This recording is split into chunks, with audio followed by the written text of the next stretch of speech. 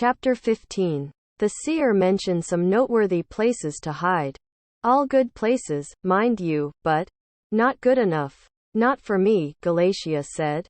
The king was not going to rest until he had my head. He was after all users of magic, but it was obviously me he wanted most. When it came time to hide, I wanted to go somewhere I'd never have to worry, where I wouldn't have to spend my days and nights looking over my shoulder. Therefore I went to live with the mermaids. Blodwin said, my questions are, how were you able to survive living underwater? How did you communicate with them? How did you ask permission to live with them? I can't imagine it was as simple as swimming up to them and asking if there were vacancies at the local inn. My question is, Michael said, are we really talking about mermaids? Yesterday you didn't believe in wizards or magic, Blodwin said. I'm afraid the serpent attack may have been my fault. Michael, Galatea said. When I left the network of underwater caverns, I agitated them. They normally protect the cave entrances and the mermaids. I hope you can forgive me. A bit overwhelmed by everything, Michael closed his mouth, puffed out his cheeks, and shook his head. No, forget about it. There's nothing at all to forgive. Will you be telling us how you came to live with the mermaids, or will the story have to be plucked like feathers off a chicken? One at a time? Blodwin saw no reason to hide his irritation. Michael shared his anxiety. I entered the sea by the fjord range, she said. At the base of the Reims Mountains? Karen said. Inside Osiris's realm? Galatea merely smiled at Karen. The Isthmian is, weren't you worried about the voyagers? Michael said. That motley crew sailed the sea rarely, if ever, coming to shore, stalking the sea lanes. No one ever knew exactly where they'd be. Legends cast them evil as pirates patrolling the water. Few ships ever made it across the Isthmian without encountering them, and even fewer made it across at all. They also ran trade routes along the river. The potential loss was rarely worth the reward such a venture would inevitably bring. However, those were the only way to get goods from the east to the west, and vice versa. As I was saying, I went into the Isthmian and swam out to a sandbar. I called to them with my mind. I stayed on the sandbar for nearly 3 full days and nights before I finally caught sight of one of them. It was at first nothing more than a ripple in the sea. It could have been anything, really, but I knew. I saw eventually its scaled body under the moon's bright glow. There was no mistaking the tail as it emerged for just a moment before it once again slipped beneath the ocean's surface. I was apprehensive. In my mind I had prepared everything I'd say. How I'd ask permission to live with them. But none came. Not that night. I was so hungry and thirsty. I didn't bring enough provisions, because honestly, I never expected contact to take so long. 2 things prevented my leaving. If I went back to land for food or water, I would miss the mermaid answering my call. The other was that I wasn't sure I had the strength to swim back to shore, and I'd drown.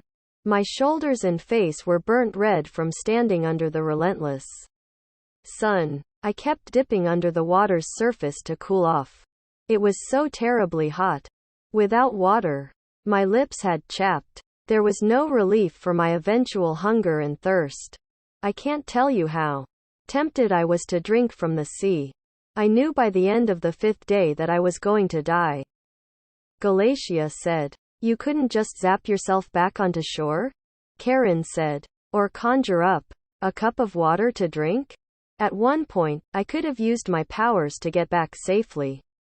But the longer I stayed submerged on the sandbar, the weaker my body became. Magic requires strength and rest. Using it takes a toll on the wizard. It is powerful, but not without limits. This was one thing Grandair never fully understood, or refused to believe. I suppose if it was between dying out there or dying on land, I would have at least given, what did you call it? Zapping. I would have at least made the attempt to zap myself back to the shore, Galatia said. But I didn't have to. They finally responded to your call? Michael couldn't remember the last time his grandfather had spoken. He thought the man asleep with his eyes open. Galatia nodded. A single mermaid swam up to me. There is no point in lying, I was frightened. I'd never seen one before. I had only heard stories. The few voyagers I had met were full of them. It was difficult to sort truth from fiction. Fishermen tell tales that exceed truth, and yet I discern truth too. Much of what I'd heard, or overheard as the case may be. She bobbed in the water, not far from me. If I had reached out an arm I could almost have touched her. Like I have now, her hair was green. Her face and facial features were smooth. It's hard to explain, really. It was almost like she didn't have cheekbones, or they were so thin and high-set they were nearly undetectable.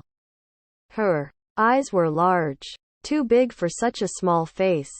She didn't blink, ever. Her nose was narrow and pointed at the end. Not long, not big, but narrow and pointy. Galatia touched the tip of her own nose. Below her breasts the scales started. They were green and white and pink. Beautifully blended. I'd been calling out to the mermaids with my mind, summoning them to come to me. Now that one was in front of me, I wasn't sure how to proceed. It would be foolish and naive to think we spoke the same language. Still, I tried. My words made her face wrinkle, and she tilted her head to the side. For whatever reason, they had heard and responded to my summons. Therefore, I tried using my mind to communicate with her. I didn't realize how truly weak I had become. It took the last of my energy to tell her I needed a place to hide.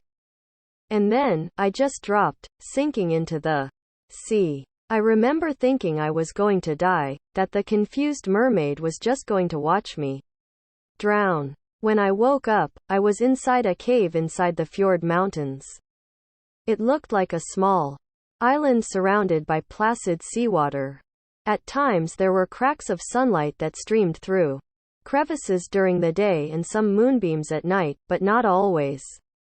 I was lying down on a bench of seashells.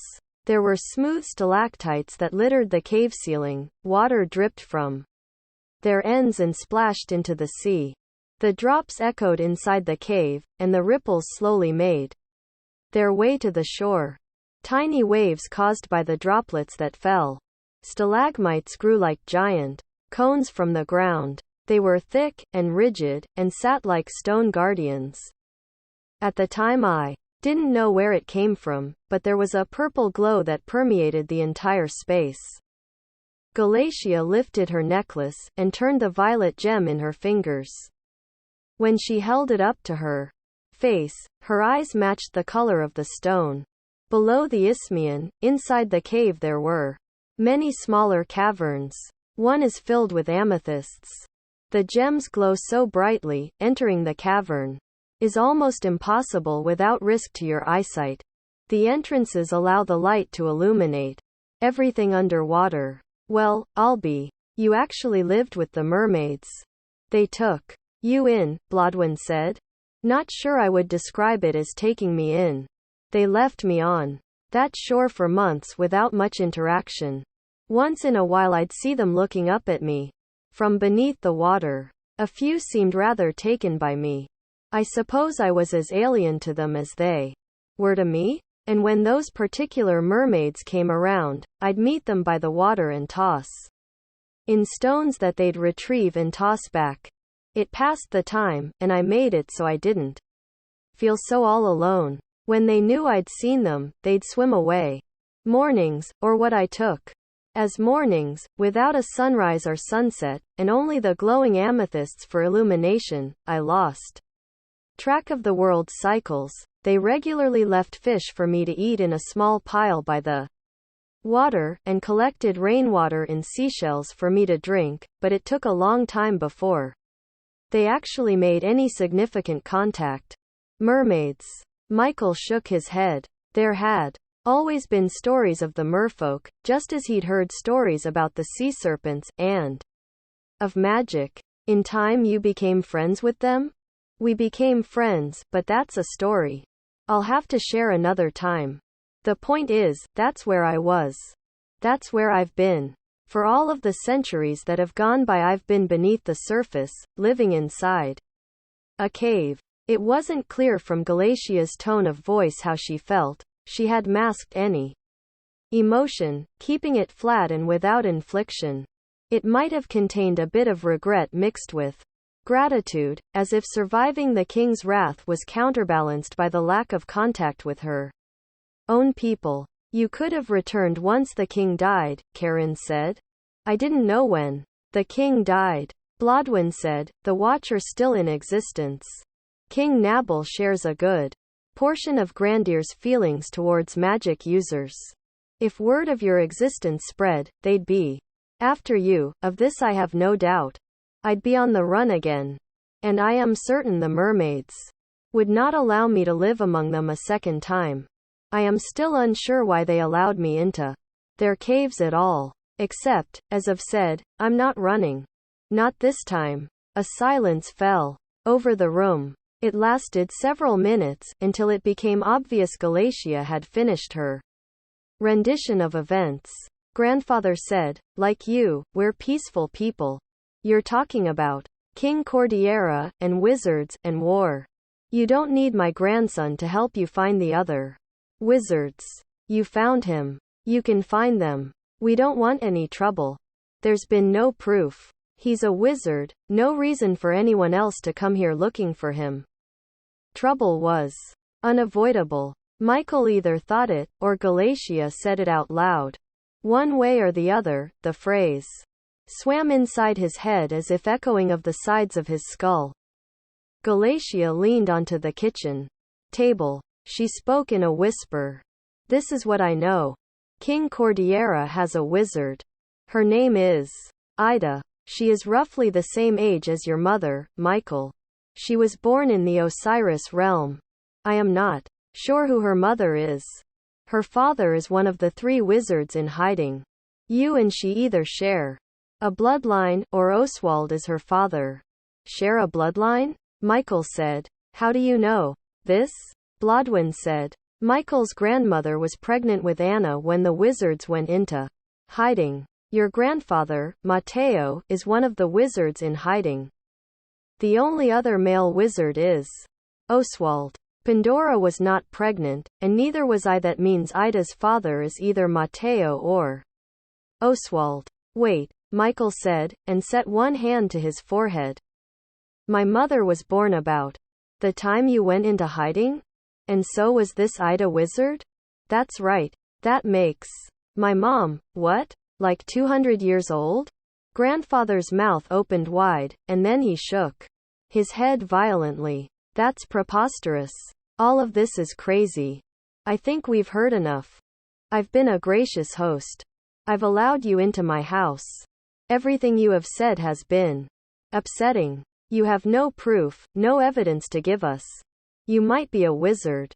What you did with the blue fire was impressive, but as you've said, magic is simple.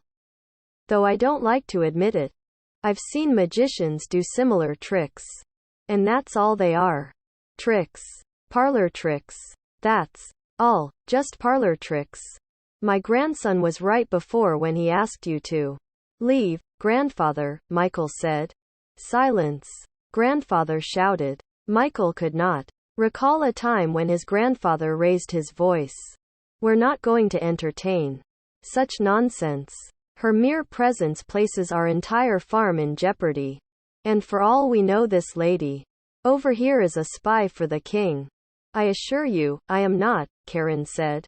We don't know that, though, do we? Blodwyn remained silent for just a moment longer, but continued lightly tapping his staff on the porch. Ignoring grandfather's outburst, he said, We've listened to everything you've had to say, Galatia. Fantastic as it is, I find myself believing you. That being said, I'm not sure what role you see Michael playing.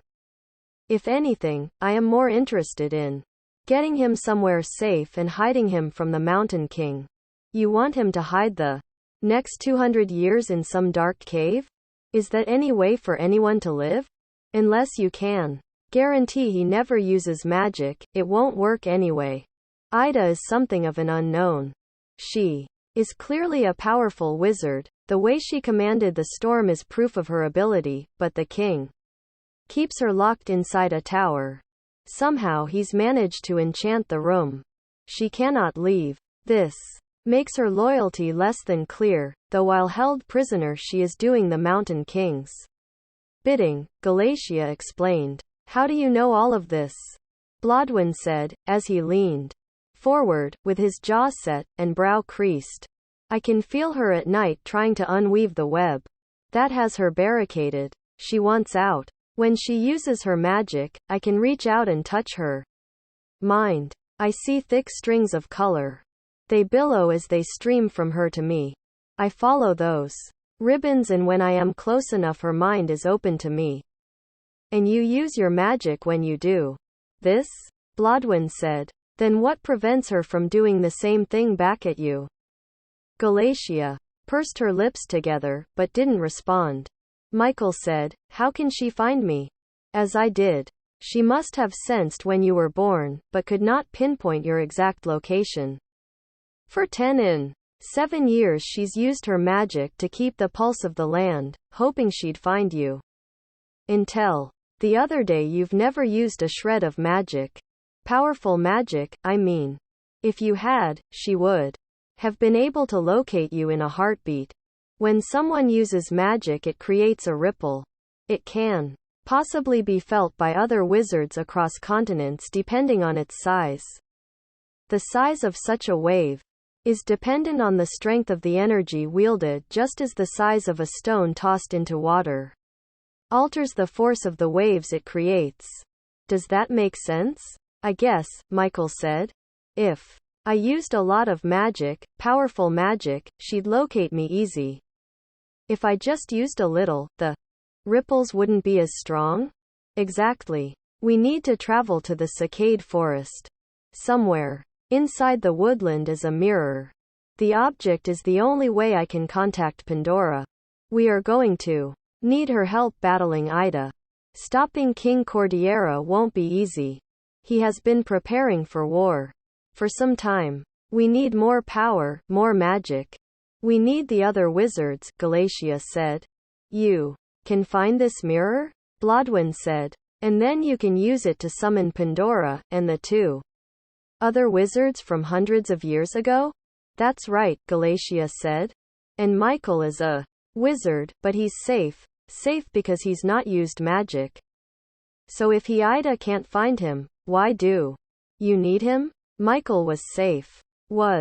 Like I said, up until a few days ago, he'd not used magic. Michael shook his head. Wait a minute. What do you mean, was? I haven't used any magic. I don't even know how magic works. When you were thrashing for your life in the sea, you unintentionally conjured magic. It was undirected and wild. It saved your life. How do you think you managed to get away from the sea serpents? The second you did, I knew where you were. It's why I showed up when I did. I was on my way to the forest, she said, and then looked directly at Blodwyn, on my own, confident that Michael's whereabouts were unknown. With that action he revealed his location and changed everything. Ida will know where I am? Grandfather groaned. Correction. Ida already knows where you are. Michael said. And she will be coming for me. She will. She'll be coming for you. With King Cordeiro and his men. They could be on their way as we speak. It won't be much different from Nabal's watch. Only when they catch you, when they catch me, they won't kill us. Any of us. We'll be captured. Instead. Captured and returned to the Osiris realm as prisoners. It's why I've wanted us to leave. It's why I've been stressing the importance of us getting out of here. I need your counsel, Win. I'm torn about what I should do. Michael and Blodwyn walked toward the barn. They would saddle horses, and pack supplies. I mean, here we are getting things ready for this journey across the old empire, and I'm not even sure it is the right thing to do. Galatia is telling the truth. I think the Mountain King is a dangerous man. Living forever in a castle amongst the clouds, I'm not sure anyone could hold on to sanity for long. Ultimately, however, the choice is yours. And you think I'm a wizard? Your mother was. That's not an answer, Win. I don't have a better answer than that. Not until I see you do something magical. He shrugged, looking down at his feet while he walked. His boots squished in the wet grass. His staff poked holes in the soft dirt. You want to know if you should go with Galatia? Michael nodded. You should. You won't be alone. I know. Karen said she's not leaving my side. I can't talk her out of it. Might not be bad company. A wizard, a seer. And me. And you? I promised Anna I would keep you under my wing.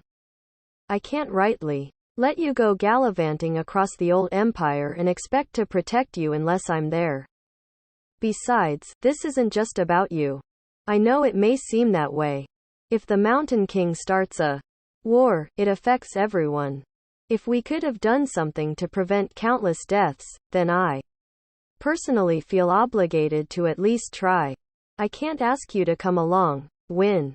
Are you listening to me when I speak? Blodwin stopped walking. He stood tall, one hand on his hip. You haven't let me get the horses ready. You run off to your tree and get your sword and dagger. You'll need to bring your bow and arrows as well. You know about the tree? Blodwin arched an eyebrow. I know many things. I'll let you in on a secret though. Everyone knows about your tree. Even my grandfather? Who do you think it is that told me about it? He wanted me to make sure you didn't hurt yourself. I just didn't want grandfather worrying. The sword you gave me is not something most farmers own. I just wanted to keep it safe. Blodwin winked. Now, go, and hurry back. Michael retrieved his weapons and made it back in time to help Win finish saddling the last two horses. They draped blankets over the backs before tightening saddle straps around the horses' bellies. The bridle and bit were secured over their heads, and reins draped over the saddle horns.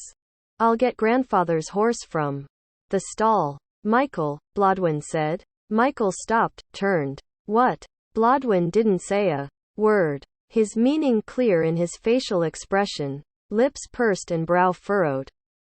I can't leave him. He's my grandfather. He can't take care of himself. He needs me. He is not going to be able to travel with us. When's the last time you saw him on his horse?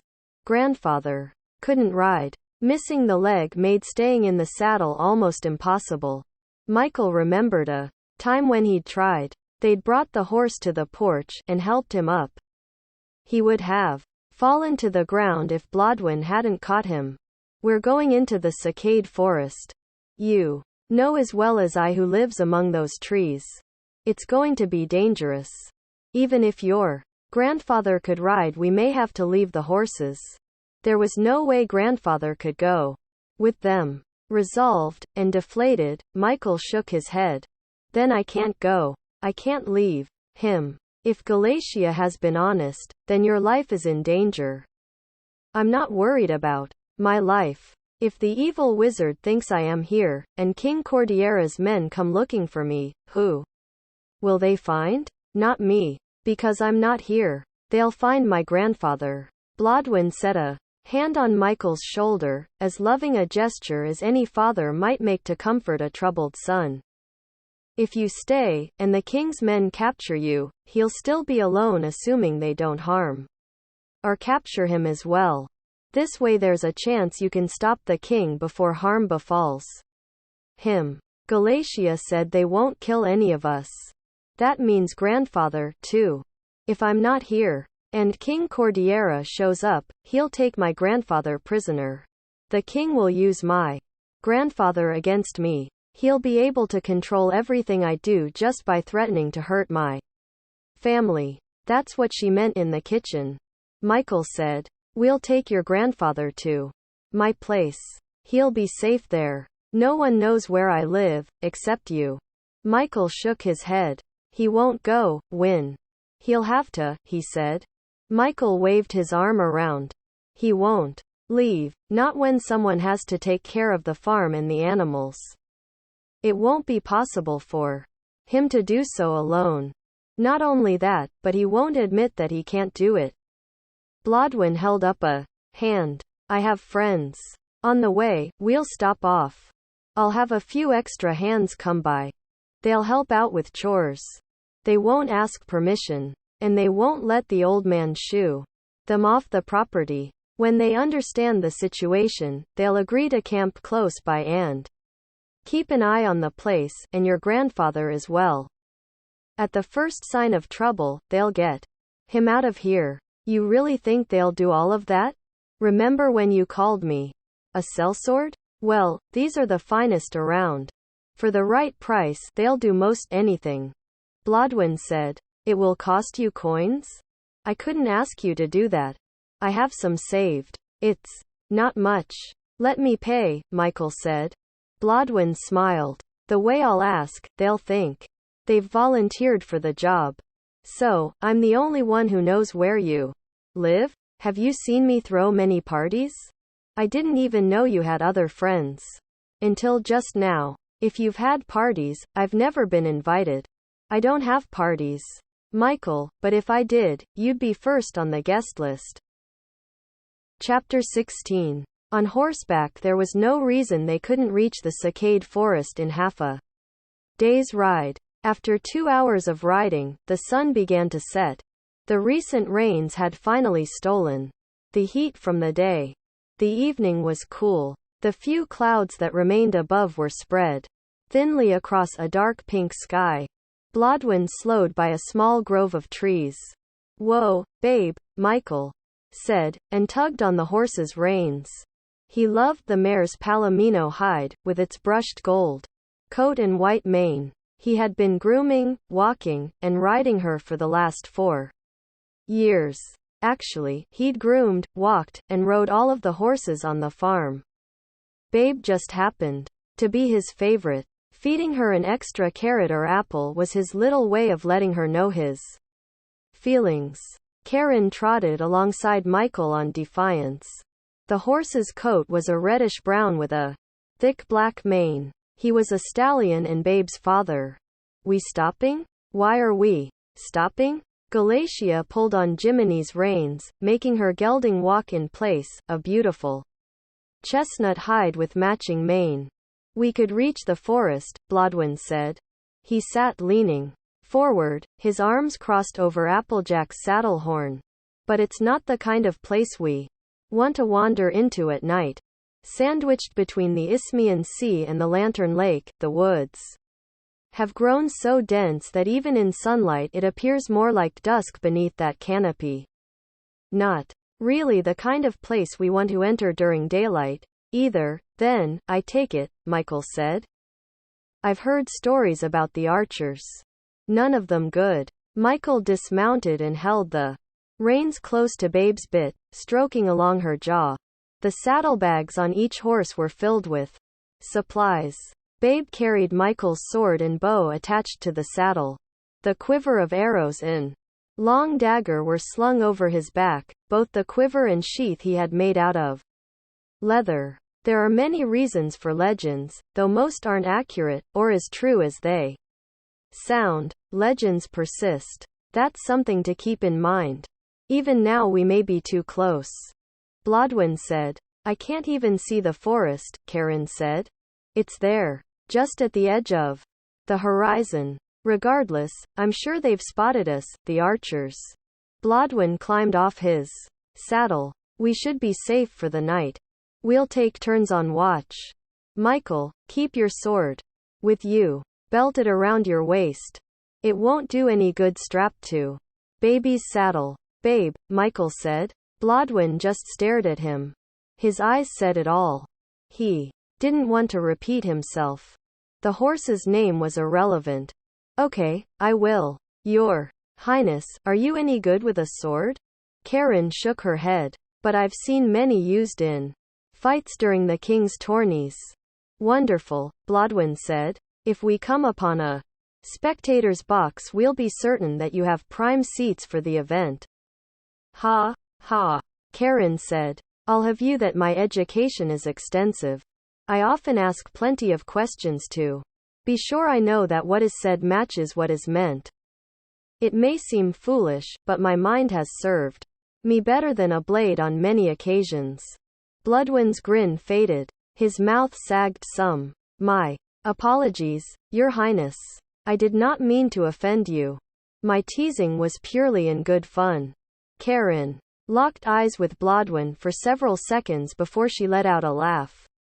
I'm not mad. And you haven't offended me. While it is true my education is the finest, learning to defend myself with a sword would most certainly have been a useful skill to have acquired before now. They didn't need a fire. The night hadn't become that cold. Michael was worried about archers spotting them. Anyway, the stories of their thievery bothered him. He'd never slept with one eye opened before. He hoped it wasn't something difficult to achieve.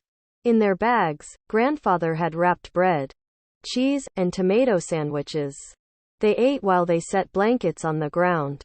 They arranged the blankets as if there were a fire between them, though. Blodwen suggested Karen, and then Galatia, take first watch. It would be easier for them staying awake, instead of during the night when sleep threatened even the most alert person on watch. He sat away from the horses, in order to not be distracted by them. Michael didn't think he'd be able to sleep, due to worry for his grandfather. He hoped Blodwen's friends were true to their word and that they'd look after him and do the chores while he was away. If he didn't do the work himself, though, he feared it wouldn't get done correctly. He appreciated the amount of time Blodwen took talking one-on-one with his grandfather. The hard exterior hid his deeply kind heart. Despite Michael's concerns, sleep soon overtook him. Michael. The voice was a whisper. Michael opened his eyes. It felt like he'd only just closed them. The moon was full in the star-strewn sky. Win? He squatted beside Michael, his long hair draped to his knees, and he held his staff in one hand. There are torches in the distance. 4, maybe 5 riders. From the forest? No. Back from where we came. We need to get everyone up, he said, and used the staff to push himself back up onto his feet. Michael woke the others, gathered up their things, and secured them on the horses. He kept looking over his shoulder. The 2 torches were getting closer. His heartbeat quickened. He felt it in his chest and neck. This was new to him. There was no way of knowing who approached. He assumed the worst. Taking care of the farm, he'd never come across a situation where fleeing made the most sense. I'm scared, Karen said, as Michael helped her into her saddle. Stay close to me. I won't let anyone harm you, he said. Thanks to Blodwen's instruction, he knew how to use the weapons he'd brought well. He would protect her with his life. Applejack neighed as Blodwen tugged on the reins. The sound echoed in the silence. Michael cringed. They could only remain as silent as the horses allowed. If we flee, we're going to kick up dust, attracting attention, Galatia said. I can stop them. We don't know who they are, or what they want, Michael said. He climbed onto Babe's saddle. They were ready to race away, if the need arose. I could divert them. Galatia raised her hands. No, Michael said. No magic. You said the Mountain King's wizard can detect the use of magic. We don't want to let her know that we've moved, nor pinpoint where we currently are. I want to find the mirror for you, and be done with it. The sooner we complete the task, the sooner my life can go back to normal. The boy's right, Blodwen said. Let's ride toward the forest. I don't think we'll make it to the woods before they reach us, but we'll be closer than we are now. If we have to run for it, the trees should provide sanctuary of sorts. People think the woods are haunted. Maybe they won't chase us inside. We can ride side by side. If they spot 4 of us, it could make them think twice before doing anything sinister. Sinister? Karen squeaked. They started out walking, and worked their way up to a trot, when they could hear the horses behind them galloping. Michael gave Babe a light kick. The others matched his pace. He knew they all felt it, the need to run for the trees. They'll be on us in a few minutes. We're still far from the cicade. Should we make a break for it? Michael didn't want to look afraid in front of the others. There was not a time he could recall ever feeling this apprehensive. If they weren't after us before, it seems like they have us in their sights now. To the forest, Blodwin said. He kicked Applejack and snapped the reins. Yaw. The others followed his lead. The horses galloped hard. Galatia took a slight lead. Michael wanted to look back. He knew the people with the torches would give chase. Reaching the forest for safety was dubious at best. It was better than being out in the open, but there were the archers. Because of their reputation they were given wide berth. The cicade was avoided by most, as best as Michael knew. Better to cross Lantern Lake than pass through the woods. It was just safer that way. Chancing a glance over his shoulder, Michael almost sighed with relief. He couldn't see the torches. Maybe the riders had gone in a different direction. It was possible they'd run for no reason other than their overactive imaginations. Just because they knew the mission they were on was important and dangerous, that didn't mean that everyone else knew. Was it possible the 4 of them had scared the riders with the torches? I think we lost them, Michael said. He needed to shout to be heard. The horse hoofs pounded hard terrain. It sounded like a thunderstorm. Don't stop, Blodwin said. The torches. They're gone, Michael said. Because they dropped them to chase us. Blodwin kicked Applejack's side again. The gelding picked up speed. Michael looked back once more and saw only darkness. His mind played tricks on his eyes, made him think he saw things, as if the horsemen were almost on them. Ahead the moon bounced in the sky. Up and down, and up and down. If he stared at it, he'd get dizzy. He looked ahead, focusing on the trees ahead, looming more and more. The horsemen would have no trouble seeing them. They eventually wouldn't need the torchlight to pursue them. Once their eyes adjusted, the moon would provide ample illumination. Even with the horses rested, they would never make it to the forest before those chasing caught up with them. And what was to say that even if they entered the cicade those chasing them would stop? Ghosts? Unlikely. They could very well be archers headed home. Wouldn't that be perfect? That would mean that Michael and the others would be rounded up as easily as cattle had been on the farm. We need to stop, Michael said, and pulled on Babe's reins. Her neck twisted as she slowed first to a trot and then to a walk. He turned her around. He pulled his sword from its sheath and held it in his right hand. All he could hear were horses. In front of him. Behind him. Isolation fell around him like a cloak. He knew he stood alone. It wasn't bravery that drove him. Why run from something unknown? It could be for nothing. He hoped it was for nothing. Riding blind into the forest could prove twice as dangerous. This seemed like the lesser of 2 evils. What are you doing? Blodwin pulled Applejack alongside Babe. He reached for Michael's reins. We need to go. The horsemen were close. He saw them under the bright moon. There were 4. They're in chainmail. They have a banner, but I can't see it clearly. Michael squinted. It's the King's Knights, Karen said. They might be looking for me. Found you is more like it, Blodwin said. Karen, why did you stop? Michael said. Because you did. We've no time to talk, Blodwin said. He growled at Michael. Galatia charged past them. She rode toward the squad of knights, ready for battle. What is she doing? Karen said. Wizard or not, they'll try to kill her. I know how the king's men are. They live for the attack, and can be quite ruthless. I have seen too much barbaric behavior. You stay here. If it looks like things are going bad, take off. Head for the forest, Michael said. Come on, babe, let's go. Michael knew that Blodwyn was galloping close behind him. They raced to catch up with Galatia. The woman was either fearless or crazy. There was another possibility. She could be both. A dangerous combination, no doubt. Michael wished he knew the extent of her magic. At the farmhouse she'd exhibit a burst of power like he'd never seen before. Would it be enough to stop trained knights? She might not be confident in her abilities, which could explain why she'd gone into hiding in the first place. A red ball of flame appeared out of nothing and flew forward, and was quickly followed by another. Michael heard men scream, and the unmistakable neighing of frightened horses.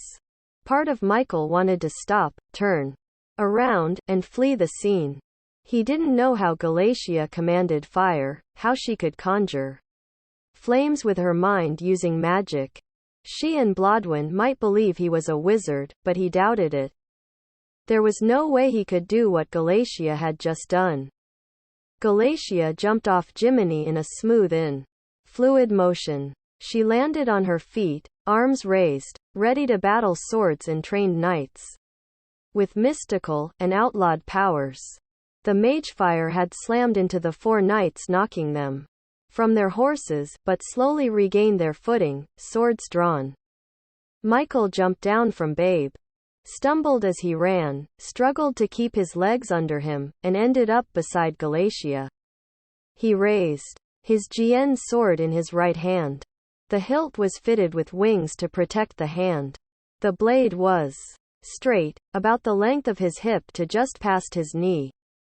The double edge was sharp enough to split hairs, Blodwyn had said, when he taught him how to properly sharpen his sword on a long strip of leather. Michael's mind was in a whirlwind. These were the king's knights. A confrontation with them might not end well. Eventually the king would hear about Galatia and her magic, never mind the fact that she had announced their location to Ida and, by extension, Cordillera. If they found out what he was, he would lose the farm, leaving grandfather alone, and spend the rest of his life in the castle dungeon, or worse, hung until dead. He didn't want to hang, and wondered if anyone would come to his hanging to hear his name announced. Blodwyn joined them wielding only his staff. Michael never understood why Blodwyn only carried the staff, and not a sword. He'd asked once, but his mentor never provided an answer other than someday he'd tell him a story. No one spoke. The knights did not advance, awed by what they had experienced. Why are you following us? Blodwyn's deep voice rumbled. He kept a defensive stance, with one leg in front of the other, and shoulders slightly over the forward knee, staff held low. We are of King Nabal's watch. We're here on royal business, tasked with searching the lands for his ward, one knight said. The 4 were indistinguishable from one another. They wore polished silver barbet helmets, where the Y from the forehead covered the bridge of their noses. The chainmail protected their limbs under cuirass armor. The dropped banner and the horse blankets bore the king's sigil. He pointed a shaking finger. You are not the woman we are looking for. Michael almost sighed in relief, but refrained. Regardless, we are bringing all of you back to the keep with us, the knight said. There wasn't much weight to his words. Michael wondered how he'd take it when told they weren't going anywhere with them. Especially her, another knight said, pointing with the tip of his blade. Michael turned around. Karen sat on defiance. I told you to stay where you were, he chided her. All of us? Blodwyn replied to the knight, as if he were confused. You just told us we're not the person you are looking for. The knights spread out, circling them with swords raised. She is the one on the horse. Princess Karen, the king, has been worried sick since you disappeared. He will be relieved to see that you well when we return you to the castle. One knight pointed at Galatia. And you have magic. More than I've ever seen. The practice of the dark arts is illegal in this kingdom. If we were of the Watch, your trial would take place right here, right now. Michael didn't think these knights possessed the courage to execute Galatia, whether part of the Watch or not. Practice? Galatia said, offended as the word suggested she'd not mastered her craft, as opposed to feeling upset by the knights' death threats. We've ridden past the Delta Cove, if I'm not mistaken, Blodwyn said. The knights continued to circle. If my geography is right, please correct me if I am wrong. Princess Karen, King Nabal's realm extends as far as the cove, but no further, Blodwyn said, as if didn't already know the answer. He tapped a finger against his lips, as if trying to remember something seen on a map. Those are old empire boundaries. Our king rules the west side of the Isthmian. The knight spoke with authority. Blodwyn shrugged. I was not aware. Is he calling himself emperor now as well? The knights clearly lacked a sense of humor. You're coming with us, all four of you.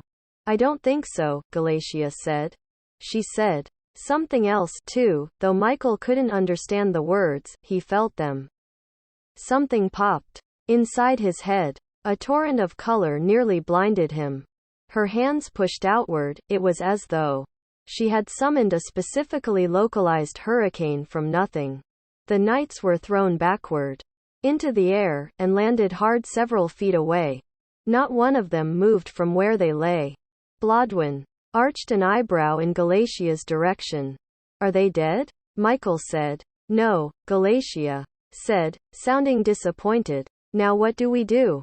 Run? Karen said. Blodwyn said, we can't leave them alive. They'll return to the king. He'll send a force of actual watchers after us. We'll be long gone by the time the knights make it back to the kingdom, and return with the watch, Michael argued. We should find this mirror and be done with this. Finding the mirror could take days, Galatia said. It sounded as if there was more, something else Galatia wasn't telling them. Michael shook his head. You said you knew where the mirror was. I do know where it is. It's in the forest, yet we have to find exactly where in the forest it is. The knights stirred. They need to be silenced, Blodwyn said. He looked at Galatia while he spoke. It's the only way we can ensure that others won't be sent after us. I don't think there's a different way of handling this. Silenced? You mean like cut out their tongues? Michael thought he might get sick at the thought of such a heinous act. No, Michael, not cut out their tongues. Galatia stepped toward him, held out a hand. Michael took 2 steps back, stepping away from her, unwilling to accept the truth of their words. There is a war coming, Michael. It's coming whether you like it or not, whether you want to believe it or not. The Mountain King is going to attack the West Shores, and he is going to occupy all of the lands, naming himself the new emperor. Death is an inevitable part of war, Galatia said. I don't know why that should matter to me. It matters because, just like he wants me, King Cordillera wants you. He doesn't know me. If I have magic, I have no idea how to use it. I won't be an asset to his plans. You need to teach me. I want to learn. If I am a wizard, and I have magic, then I can battle against him. The two of us working together will be tougher to conquer. That is the goal. It is also why we are going to call on the others. This time we will fight as a unified force against an evil force. This time our sorcery will make a difference. Galatia shook her head. And, don't forget, magic is something you have used Without lessons, yes, you're more dangerous to others than the armed knights behind you are. And they know where we are, even more so now that I was forced to conjure. Michael looked at his mentor for guidance. Win, what do we do next? Take Karen and go back to where we were. Camped, Blodwyn said. We'll be along as fast as we can. You can't do this, Michael protested. Karen grabbed his arm. Blodwyn struck the bottom of his staff on the ground. Go. Now. Blodwyn's voice demanded action. Michael got on his horse, and he and Karen rode back toward camp. He did so in part because Blodwyn ordered him to, yet also because he couldn't bear witnessing the cold-blooded murders they would commit.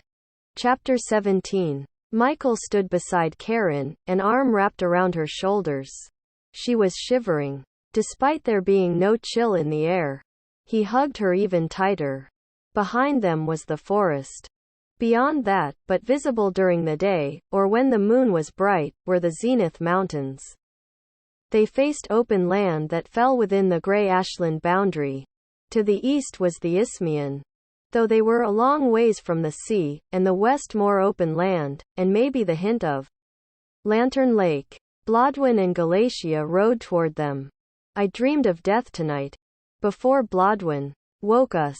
I didn't know what it meant, and since you were not in the dream, I didn't think it was important, she said. We can't think about that now, he told her, though it was all he could think about. Her ability confused him. What exactly had she dreamt? How specific were the dreams? He knew so little about such things. With laws the way they were, few even dared discuss such things. He didn't understand Blodwyn's change in attitude, either. The man went from skepticism to agreeing to murdering 4 of the king's knights? Had Galatia cast a spell over him? Could she cast such spells? As long as he'd known Blodwyn, he'd never seen such ruthlessness.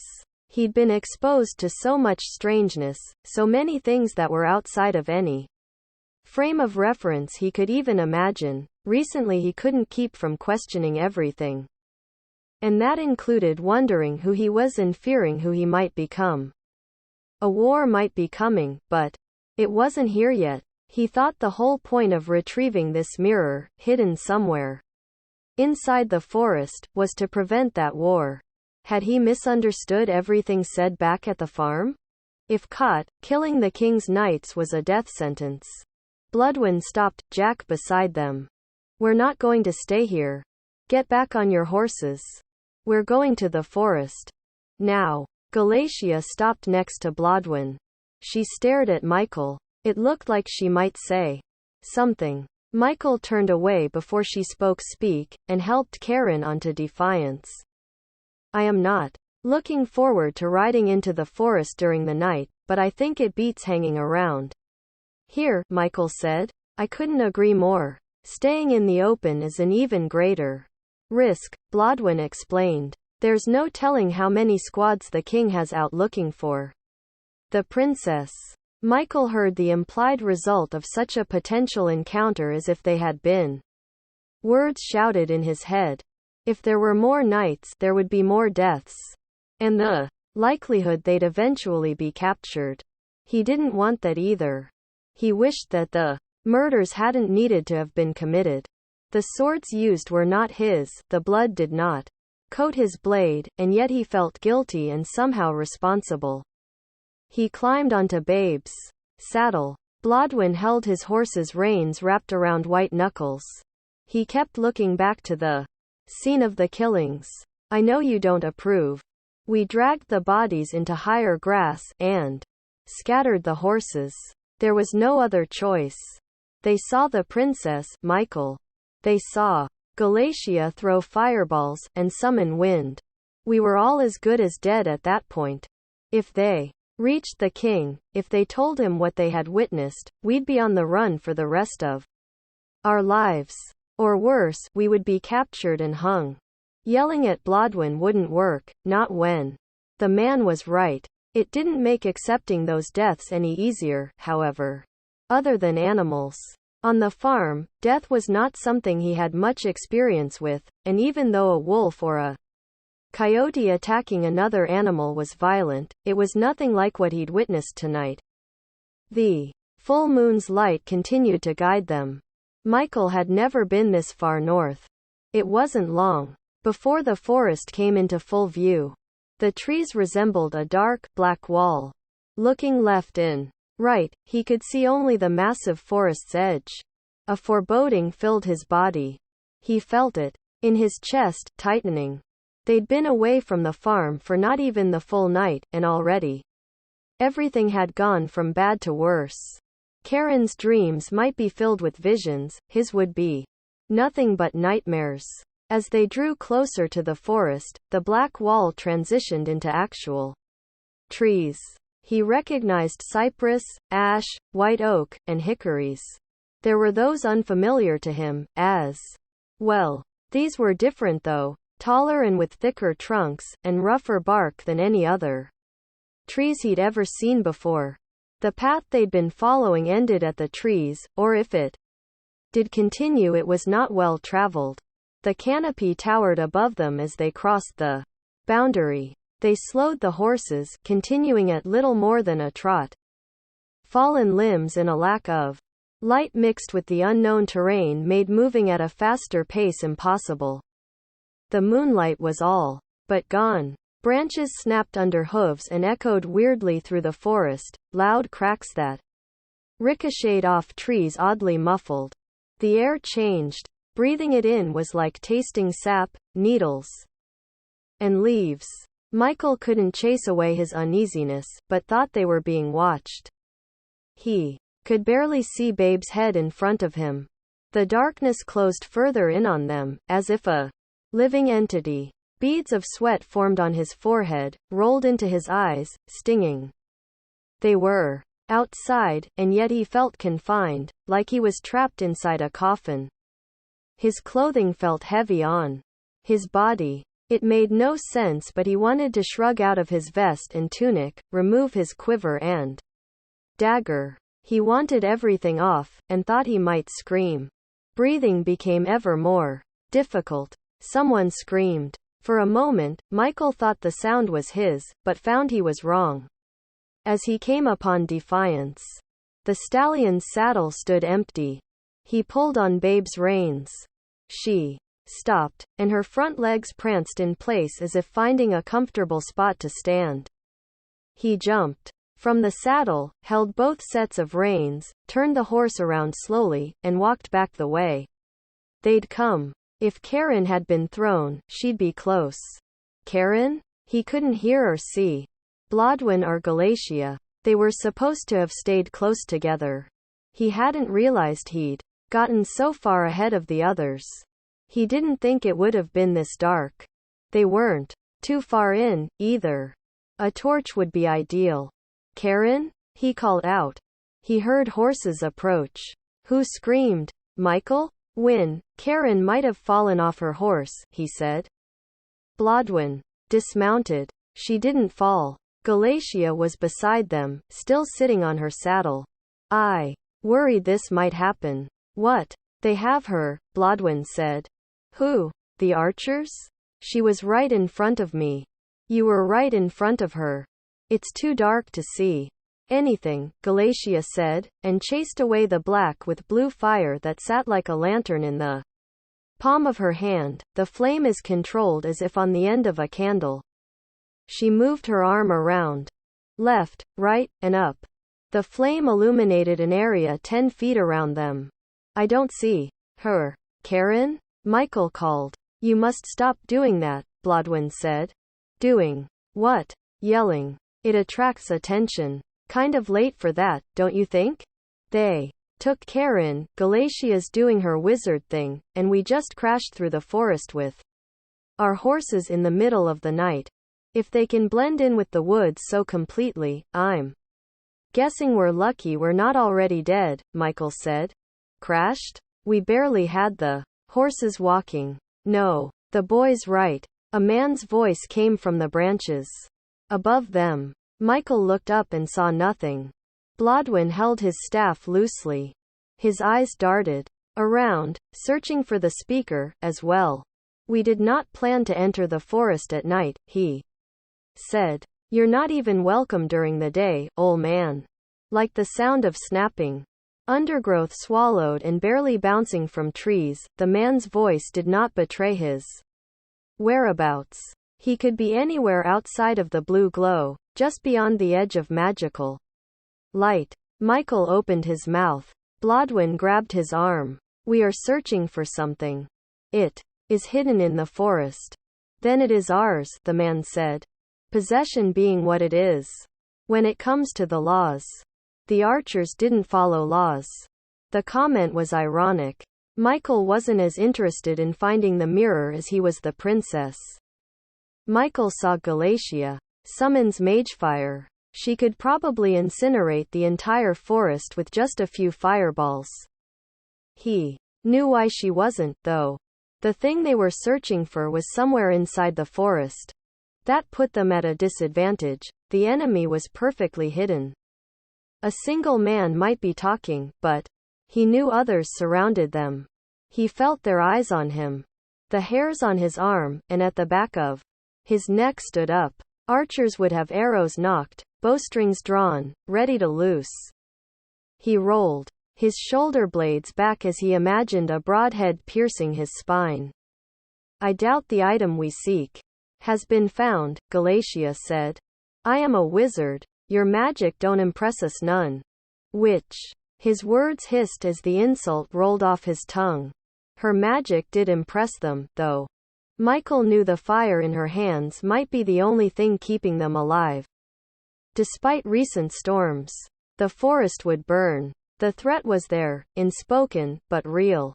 Archers might be biding time, waiting for the right moment to loose arrows. He hoped Galatia realized as much. If she extinguished the blue flame, they might never make it out of the trees. The threat was what might be keeping them alive. I am here to take back what belongs to me, Galatia said. There was no answer. Michael looked up, hoping, he knew, in vain to see someone, anyone.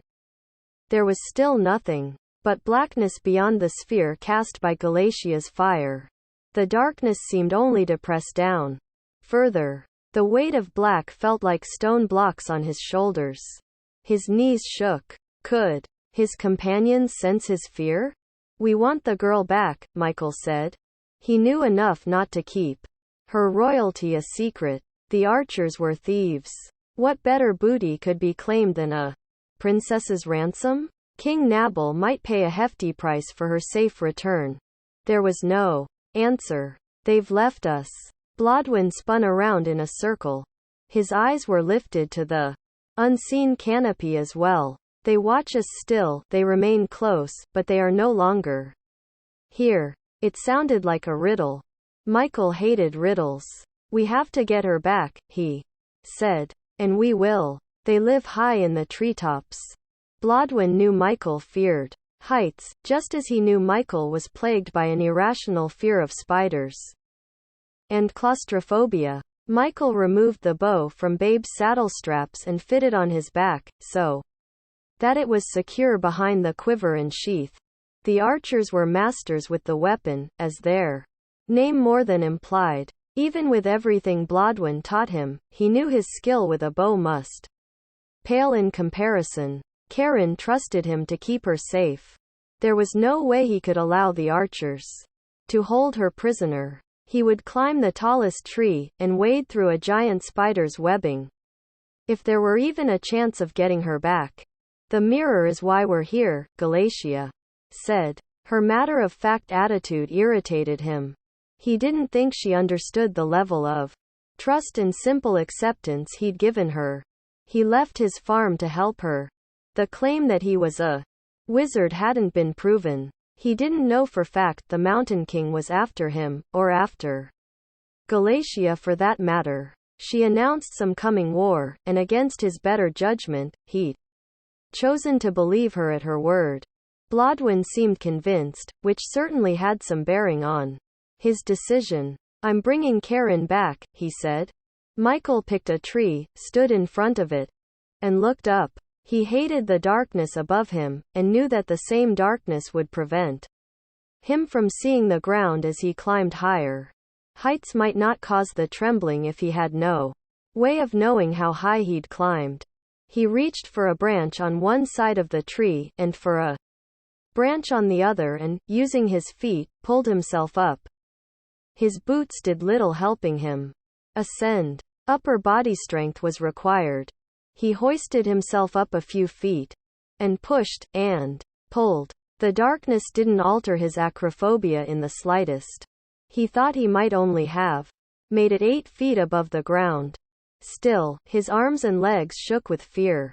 Cold sweat began to coat his skin. He stepped on a branch, and hugged the tree tightly as he moved his way up inch by inch.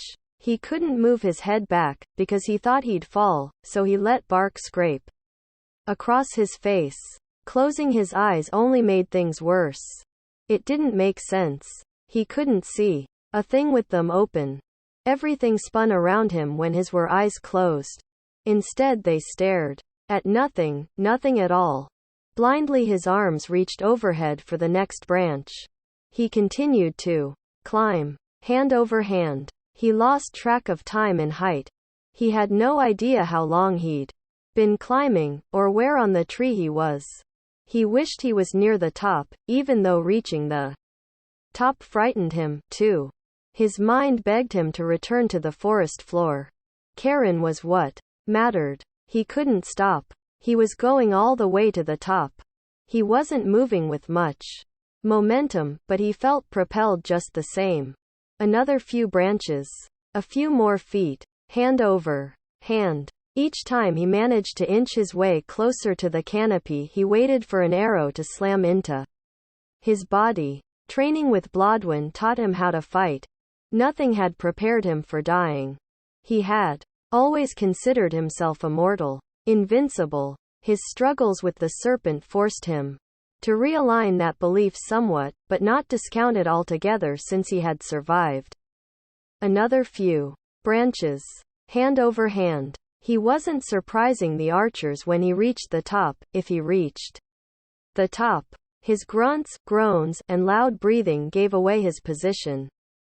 If anything, they'd been watching him climb the entire time. His lack of tree climbing skills probably had them laughing at him. Let them laugh. He was not giving up. Another few branches. Hand over hand. The trunk became thinner and thinner. The branches were clustered more tightly together. He knew he was nearing the top. When large leaves needed to be pushed aside, he began to panic further. His breath quickened further and became shallower. If he didn't get it under control, he would pass out. Everything inside him screamed not to look down. All he wanted to do was look down. If he looked down, he'd fall. There was no doubt about it. He refused to look down. Looking down didn't matter, he told himself. Karen mattered. And she was up, not down. Don't stop now. The voice came from below him, and not far. Win? What are you doing? He whispered, gasping. Eyes closed, he clung to the tree for life. We're getting Karen back. And Galatia? She's keeping the blue flame lit. It is perhaps our only protection right now. We must be near the top, Michael said. I agree. You know what? I wish you'd have gone first, because I'm not sure what to do next, Michael said.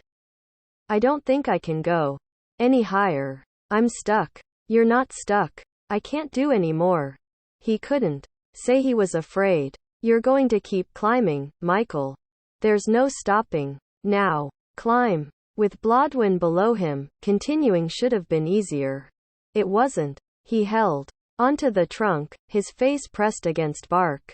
It was almost as if dried sap had cemented his feet to the branches.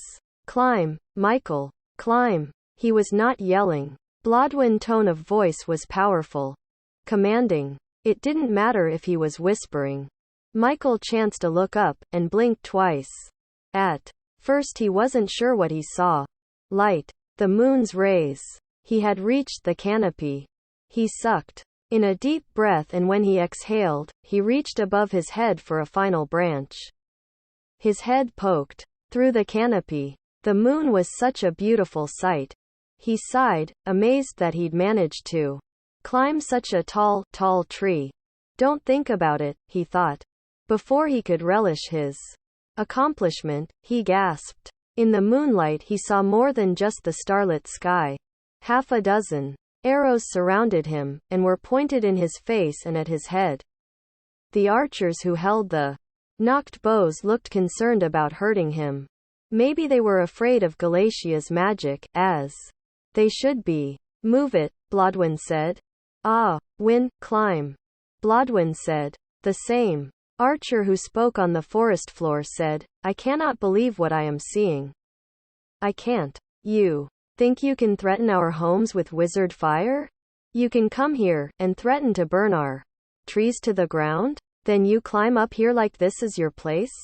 Like you live here? Like you belong here? I'll tell you what. I'll make this simple. You take another step, and we'll fill your head full of so many arrows your skull will look like a porcupine. Chapter 18. Raise your hands, the man said. Come on now. Raise 'em. Michael didn't want to let go of the tree. He knew if he did, his feet would wobble, and off balance, he'd fall. I can't. Raise 'em. Michael raised a hand. He put his palm on the top of his head. Both hands. I'm not asking again. It took physical strength releasing his death grip on the top of the tree. He managed. He placed the second hand on his head. His thighs kept him in place. He squeezed the trunk hard enough for sap to flow, he thought, giddy with fear. The men that lived in these woods were runaways, military deserters. Most had been knights, and were either banished or had fled their post. Lethally trained, their deadly demeanor demanded attention, respect, and fear. They rushed forward. He was stripped of his weapons. Arms slipped under his. With a sudden yank he was lifted onto the canopy. He wondered how they stood without falling. They set him down. Kneel. It was wood planks with lit lanterns throughout the canopy. Michael easily saw that they had a network of walkways. Rope-railed bridges were strung from treetop to treetop. Trails covered the canopy. Michael saw huts and bridges, a community living in the sky. Silently, he watched as Blodwyn was brought up next, his staff ripped from his hands. He was forced to kneel beside Michael. He knew Blodwyn could take these guys, all of them on his own, if necessary. He'd seen the man's ability during training.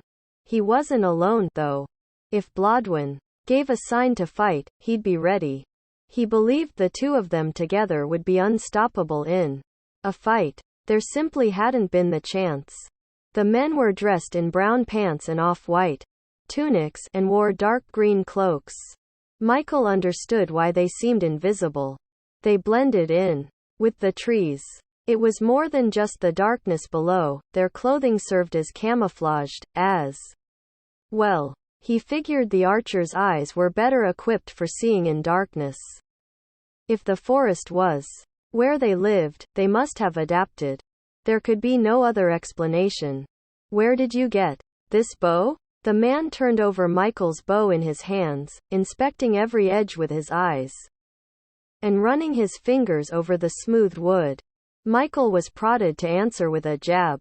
I made it. The men laughed around him. The only one not laughing was the man who held the bow. You made this? Michael nodded. The man tossed the bow to another archer, who gave the weapon an even more intense inspection. Well, it's good work. For a kid, or for an artillery? For anyone, the second man said, and threw the bow back to the first. Who are you? My name is Blod, not you. You, he said, pointing to Michael. With his hands still on his head, Michael looked over at Blodwyn. The archer said, Me. Look at me. I asked the question, not him. My name is Michael. A look passed between the archers. It was fast, but it was there, though. Go. Fetch Quill, the man ordered one of his companions, before turning his attention on his prisoners. And what are you doing here? Michael didn't think Blodwen would say anything this time, but waited just in case. He wished Blodwen would speak, because he wasn't sure how to best answer the question. How much truth did he divulge? How much did he keep secret? If there was a medium, he didn't know where to find it. We don't mean to intrude, the archer laughed. Intrude? Is that what you call it? A friend stopping by during a meal might apologize for intruding. The three of you trampled into our forest without an invitation. That is an invasion. There's a difference. Just so we're clear. But I've interrupted you. Please, continue. Looking at Blodwen, Michael said, we've come to collect something that was hidden in the forest. There is nothing hidden in our home that we don't know about. A cord of veins bulged on his neck, as if it took restraint to keep from attacking. What item have you come to collect? I'm sure we have it somewhere, and can save you the time of looking for it. A new archer walked up and stood behind the man talking. Anthony. Anthony turned around. Quill, I hate to disturb you. You've caught the men, I see, Quill said. The two looked like brothers. Both stood nearly a head taller than Michael. Dark beards were trimmed close to their faces. The only difference between them was that Quill wore a hat, with a large, bent brim, which curled on the sides, and was pulled down in front. I thought there were three? There's a witch below. She has fire in her hands. She's not a witch. Michael wasn't sure why he said anything, and regretted the outburst immediately. Quill raised an eyebrow. I see. And who might the two of you be? Anthony didn't let them answer.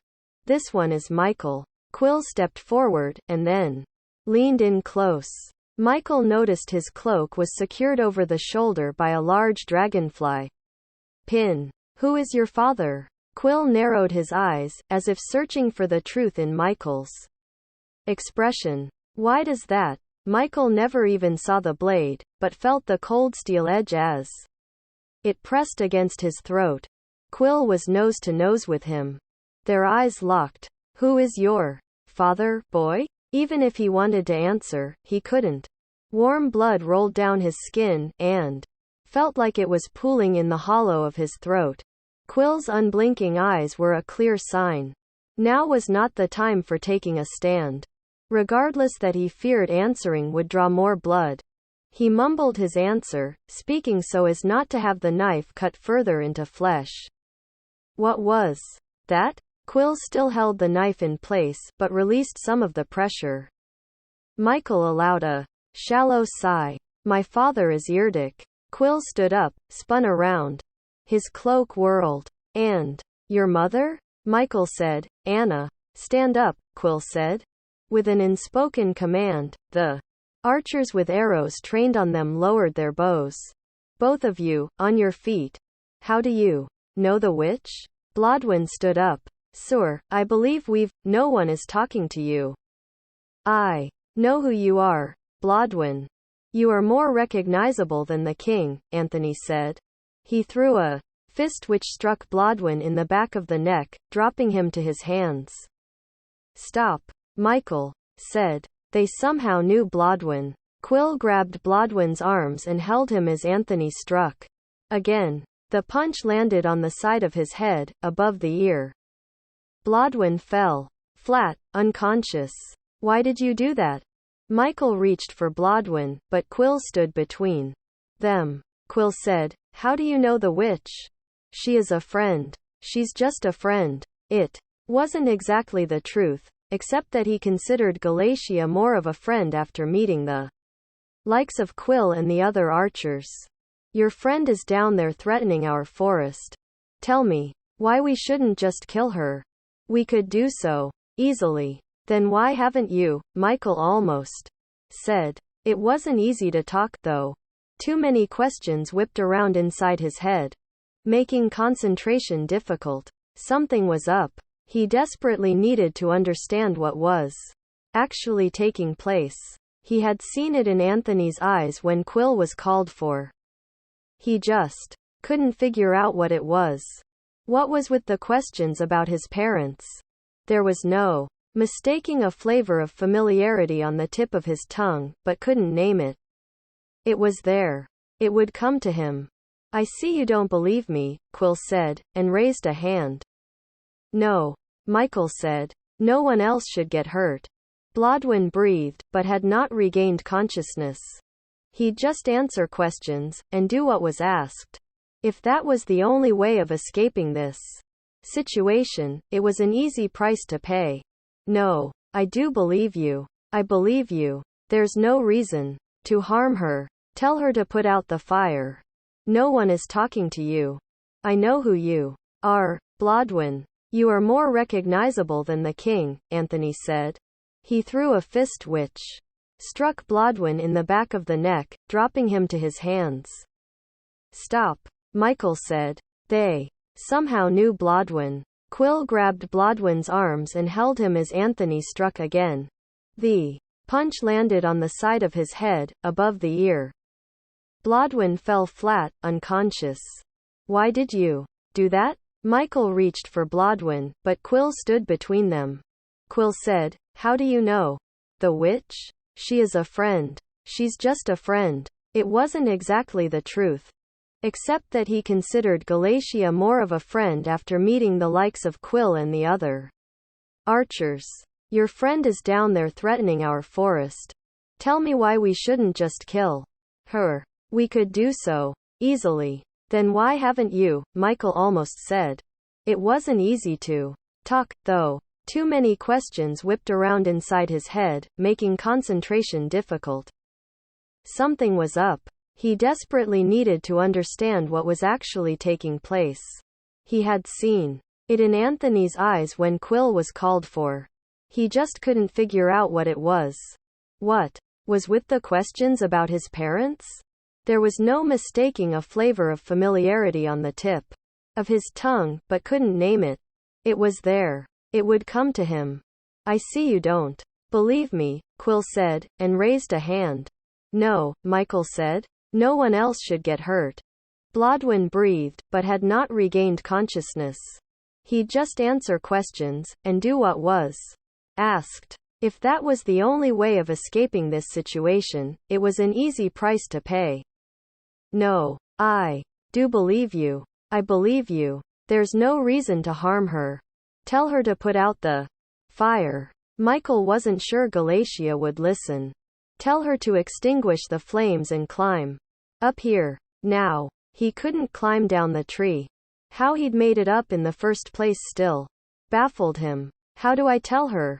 Yell down to her. Michael walked across the planks. He looked back, fearful the height and potential plummet to his death. Karen was not far from his thoughts. He hoped she was okay. He wanted to know where they were keeping her. Getting onto his stomach, he leaned his head over the side and looked down. Although he couldn't see the wizard, he saw her blue flame. It glowed like a living orb floating and spinning around and around. He cupped his hands over his mouth. Galatia, put out the flame and climb up here. He felt stupid shouting down to her. He hoped that doing so was not a betrayal. He wasn't sure Quill could kill her. There was a chance he could hurt her, though. That was not something he wished to witness. Having her come to the treetops could be a trap. It probably was. He still didn't see that he had any other options, and he hoped that her power would keep her safe, and possibly aid them. For the moment, Quill had all control. Michael pushed himself up and stood, brushing off his clothing. A green smoke appeared and spun in a tight circle by his feet. He stepped back, as the smoke spread and shot further upward. In the center of this glowing whirlwind, Galatia appeared. The archers were ready once again, with arrows nocked and bowstrings taut. Michael jumped in front of her, arms out. She did as you asked, Quill. Richard, bind her, Quill directed another of his men. Richard uncoiled a rope held in place by a loop at his belt. He tied one end into a lasso. Galatia raised her hands, not in surrender. Michael hadn't paid attention before, when she created the blue flames, but noticed now. Her mouth moved. He couldn't hear what words were said, but he now knew she spoke her magic into existence. Before Michael could warn her, an archer grabbed her wrists and pulled her arms behind her back. Another archer stepped forward and stuffed a rag into her mouth. Richard draped the lasso over her head and around her shoulders, before pulling the knot tight, pinning Galatia's arms against her side. He continued wrapping the rope around her until she was able to do no more than wiggle her fingertips. Richard had been a simple distraction. His lassoed rope fooled Michael, and had obviously tricked Galatia as well. Who do you think you are? Quill stood in front of Galatia. Take her down a notch. Anthony punched Galatia in the back. She winced, eyes closed tight, her cry of pain muffled by the gag. Her legs wobbled. She dropped to her knees. Michael wished there was a way to wipe away her tears. Looking away was not an option. She surrendered because he'd told her to give up. This was his fault. Stop this. Stop it. Quill, make him stop. Uncle Quill, he said. Michael's next plea for mercy froze in the back of his mouth. Their eyes met. Out of respect, you should call me Uncle Quill. There were no words. Michael knew it was a trick. This sinister man had to be messing with his mind. You're not my uncle. How is my father? Without that leg of his, he's bedridden, I suppose. His father? Grandfather? Michael said. My father never mentioned a brother. You barely knew your father. Galatia's eyes were open wide, her tears forgotten. She kept looking from Quill to Michael and back again. That's why he has me get the names, Michael said. What was that? Quill said. He hadn't realized he'd spoken aloud. Grandfather wanted the names, worried each time it might be his son the king had strung up. If we're family, why are you doing this? Have I hurt you? Has anyone here hurt you? You've hurt my friends. An old man with a walking stick, and a witch? Those are your friends? What would your father say if he knew you were hanging around with such people? My father's dead. Don't talk about my father. Quill raised a condescending eyebrow. He is? When did he die? How? Quill laughed. Michael didn't know the answers. He's not dead, I assure you. If he wasn't dead, then where was he? Michael thought he wasn't going to ask. Even if Quill knew the answer, he'd rather spend the rest of his life searching for the truth than rely on this man for help. And he would learn the truth, he decided then. Eventually. What would my father say if he knew his brother was nothing more than a two-bit thug, living in a treehouse, beating up and robbing innocent people? The words were filled with such venom he couldn't risk keeping them in his mouth without the poison making him sick. Anthony delivered an opened hand slap. Michael felt as though his eyeballs had been knocked loose in their sockets. He saw specks of light float in front of his face. His tooth cut into his lip. Warm blood coated his tongue. Blodwin stirred. Galatia shed fresh tears. I want to know what item you're looking for. What is it the three of you think you'll find here? Michael hadn't been able to find a middle ground to what he revealed to their captors. Even so, he knew telling Quill about the mirror was nowhere near it. An archer raised his bow. He drew the nocked arrow to his cheek. The archer kept both eyes open. The sun was rising. The eastern horizon looked orange, and pink, and red, fringed with light blue. Quill said, "Kill the old man." Chapter 19. Michael screamed as lightning bolts launched from his fingertips. 10 strands of brilliant energy, blinding in the early pre-dawn, merged into one dense crackling beam. The lightning slammed into Carl's chest. He released the bowstring. The arrow flew, but missed its target by a fair margin. The electricity coursed through Carl's body and pinned the archer in place. His skin bubbled. The putrid odor of burnt flesh permeated the air around them. Michael couldn't curl his fingers. The bolts wouldn't stop. He took a step back, and raised his arms. The lightning shot into the trees. Severed branches fell around them. Wood burned. Smoke rose in the air. He saw an opening in the canopy, and aimed his hands toward it. The beam coursed into the sky. He tried focusing on his breathing. He knew he was having short, rapid breaths. His heart pounded inside his chest. Inside his head he counted to 5, and then to 10. He concentrated on the numbers. He said each one out loud slowly. There was a loud crackling sound, and the lightning stopped. Winded, he bent forward. He pressed his palms to his forehead. It throbbed behind his skull. What just happened? He thought. What did I just do? Carl was stuck where he stood. Once struck. His mouth was wide open, but no sound passed his lips. Carl? Anthony poked a finger into his shoulder. Carl fell sideways. Anthony knelt beside him, lowered his head near Carl's face. He's not breathing. He immediately began pounding on Carl's chest with a fist, attempting to resuscitate his compatriot. Quill moved toward Michael. Michael didn't know what had happened, or why it had. He could barely keep his thoughts coherent.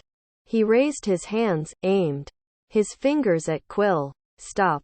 Stay right there. This is your fault. My fault? Quill jabbed his thumb at his chest. He grunted out a laugh.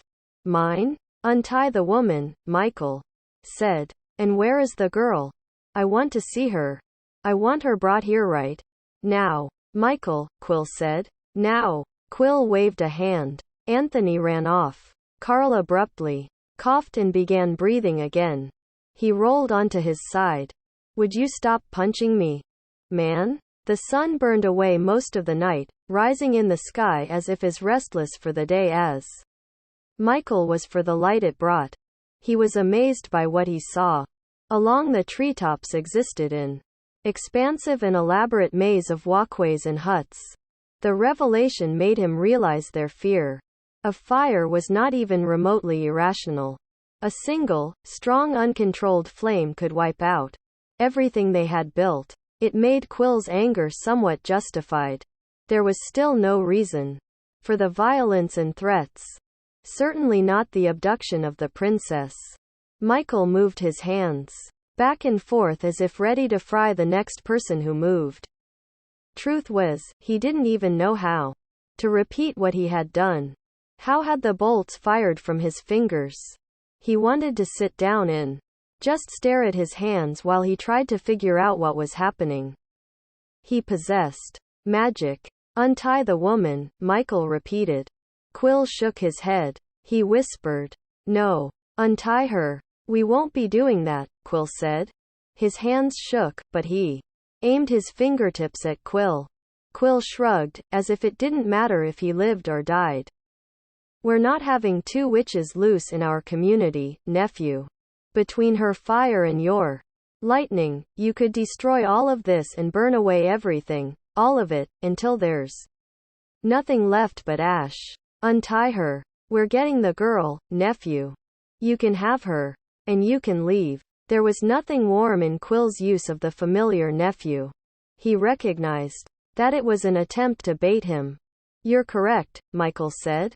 The girl, these two, and me. We're leaving. Quill didn't argue. Getting away would not be simple. Michael knew a battle was a hair's breadth away. Their weapons were piled together behind Quill. He didn't know how to play this out. They were maybe 100 to 150 feet in the air. A quick way down must exist, but where? How would they all escape back to the forest floor without the archers firing on them? They'd be easy targets on the descent, to say the least. Blodwin groaned. Win? Win? We have a medicine person, someone who can check his head, make sure your friend is all right, Quill said. Michael almost laughed. He shuffled his feet around, unwilling to stand idle. It was impossible to keep an eye on everyone. They were everywhere. He couldn't count them. More than 10? No, 20. There could be as many as 50. They didn't stay still. It was difficult gauging exactly how many men there were. No one advanced, but he remembered how easily they'd captured Galatia and rendered her helpless. He didn't dare look back. If someone was behind him, it would be over soon. They'd be dead. All of this would have been for nothing. I don't think so. He's okay, Michael said. Win? Come on, Win. Wake up. Untie Galatia. Blodwin slowly got to his feet as he regained consciousness. He pressed a hand to the side of his head. Michael couldn't see any blood. That had to be a good sign. Galatia, Win, untie her, Michael said, hoping Blodwin was hearing him. Quill raised his hands. He wasn't surrendering. The archers raised their bows. You can't zap all of us. Not at the same time. We're not afraid of dying. We're protecting our community, nephew. Would you be willing to give up your life for your animal farm? I'll bet you would. Quill kept his hands in the air. When he dropped them, the arrows would fly. Blodwin made his way over to Galatia and removed the rag shoved into her mouth. He worked at loosening the knot, and pulled the rope away. Michael didn't stop aiming his fingers at as many archers as possible. We didn't come here looking for trouble, he said. And the King's Knights? Were they looking for trouble? Quill did that thing with his eyebrow again. If there was time, Michael would hold the man down and shave the brows right off his forehead. Where is my friend, the one you kidnapped? She's coming. They're bringing her. Galatia, are you okay? Michael said. She ran her hands up and down her arms. He noticed how timid she looked, frightened. I'm okay. We want all of you to leave, Quill said, lowering his arms, slowly. It wasn't quite an admission of defeat. It didn't matter. They were the words Michael needed to hear. Michael. It was Karen. Anthony followed close behind. He had a hand on her shoulder, and maybe the other pressed a blade to her back? He couldn't tell. It seemed likely. While the thought of shaving Quill's eyebrows gave him comfort, the idea of beating Anthony to a pulp was suddenly twice as pleasing. Blodwin retrieved his staff. It's unfortunate that things played out this way, he said. It had been a while since he'd said a word. Michael was thankful. He no longer wanted to be in charge. He'd never wanted to be in charge.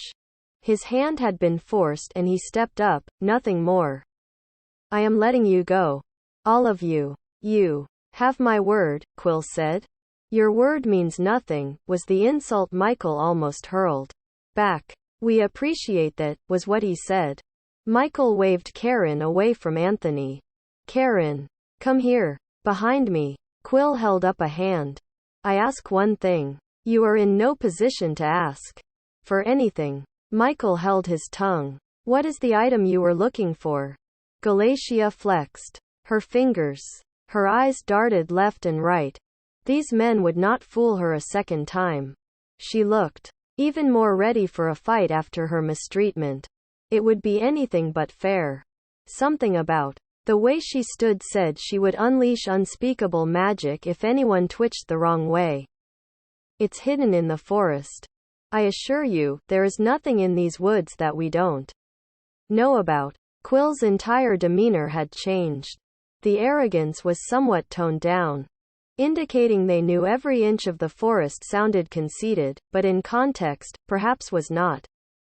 We're just as anxious for you to find what you're looking for so you can leave. Perhaps we can assist you. You want to help us? Michael asked incredulously. He tried to regain control of his breathing. Fast, shallow breaths left him winded. Blood raced through his body. His heart had hardly slowed since he began the horrifying climb to the treetops. Lives were in danger, and his magic had kicked in. He defended them with powers he never knew he possessed. The power had slumbered for 10 years and 7 inside him without even hinting at its existence. We want you gone, Quill said. If that means helping you, then so be it. As much as Michael didn't want to lead, he thought of the king's knights. He could only guess what Blodwyn and Galatia thought. Murder was something he wanted no part of. There was a better solution. He just wasn't sure what it was. He could hear Karen breathing heavy behind him, her palms on his back. She used him as a shield, thought of him as her protector. Aside from his training with Blodwyn, he'd never fought another person his entire life. He spent most of his time on the farm. When he went to the market, he kept to himself. His size helped deter fights. Using the skills he'd learned felt impossible at the moment. Using magic felt even more ludicrous, and yet he'd nearly killed a man with lightning from his fingers. He counted 15 archers. More must be watching them, camouflaged in the trees. It only appeared as if he had the upper hand. The one thing that gave him any consolation was Quill's blatant curiosity, and his obvious fear of fire. If you want to help us find the item, Galatia held up a hand. Michael, no. He glared back at her. She closed her mouth, lips pressed tightly together. We're family, nephew. A fine uncle I'd be if I didn't at least try to help Blood. Quill's arrogance was well placed. They were on his land. He knew every woodland creature and every fallen branch. His confidence demanded trust when there wasn't even reason enough to let him take another breath. There is a war coming, Uncle, Michael said. It seemed clear that Quill was interested in finding the artifact and seeing if it had any monetary value. Michael left the sarcasm out of his tone. Matching fire with fire was not the right choice at the moment. Not if he wanted the plan that had suddenly formed to work. He didn't consider himself stupid. Their hunt for the mirror would be in constant jeopardy. When they searched the woods, archers would follow, ready to kill them all at a wave of Quill's hand. They needed some kind of alliance. The best way to bind the two together was in pointing to a common enemy. There is always a war coming, Quill countered. Not like this one. The time has come to choose sides, Michael said. He thought he understood everything Galatia explained. While it had taken convincing, he suspected Quill would be 100 times more difficult to persuade. We've chosen, Quill said. Long ago. We are on our side. That's not going to be good enough, Michael said. The Mountain King is assembling an army as we speak. He is going to cross the Isthmian in droves, hell-bent on declaring himself emperor. The issues you have with Grey Ashland will pale in comparison to the reign of terror on its way. Michael saw it. A flash reflected in Quill's eyes. It was more than a reflection from the rising sun, and then it was gone. That's crazy. No one crosses the Isthmian. King Herman knows his place. He rules the East. That's plenty of land for any man. Quill sounded defensive, as if he needed to believe his words, his opinion. Unless he aspires to more, Michael said. He locked eyes with his uncle. He waited. Quill seemed smart, and he guessed right now the man was working things out in his mind. He gave him time to do it. And the 4 of you are going to stop King Herman? How? He shook his head, snickering. Not with 2 wizards, an old man, and a girl. Quill crossed his arms over his chest, resolved. If sides were taken, he wasn't interested in standing with the lot before him. We've defended this forest so well that no one even enters. They cross south to north on the lake rather than risk facing our wrath. Michael sensed doubt in the man's words. Quill tried to maintain his arrogant front, but his confidence had faltered. And yet, here we are, in your forest. It was acting. Nothing more. Deception. Michael kept at it, chipping away at the exterior. Here we are, and we have the upper hand. Think of the bonfire King Herman will unleash when his archers send flaming arrows into the woods. Kind of tough to defend against. That, don't you think? They did not have an upper hand. Quill, if he decided, could kill them. There was no doubt other than the seeds Michael continued planting. The thing you have in the forest is so valuable to your cause that you risk coming into the cicade? Or were you just fleeing from the men you murdered during the night?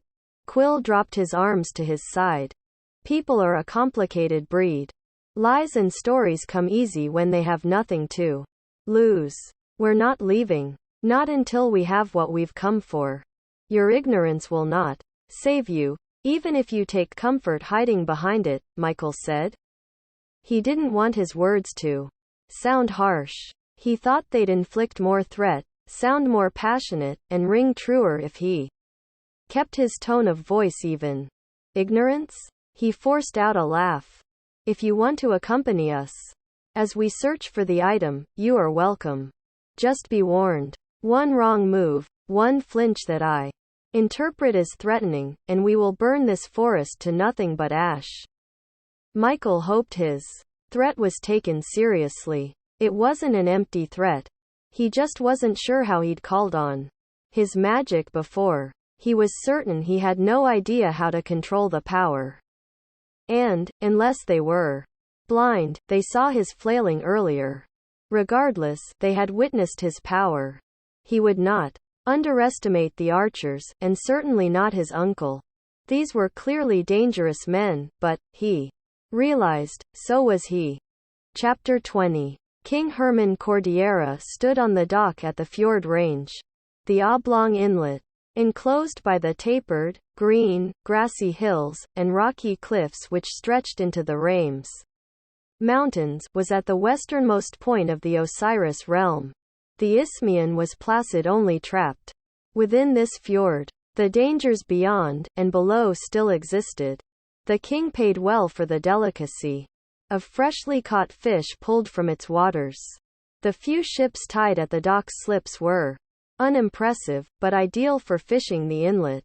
His armadas of ships meant for war have never been tested on the open seas.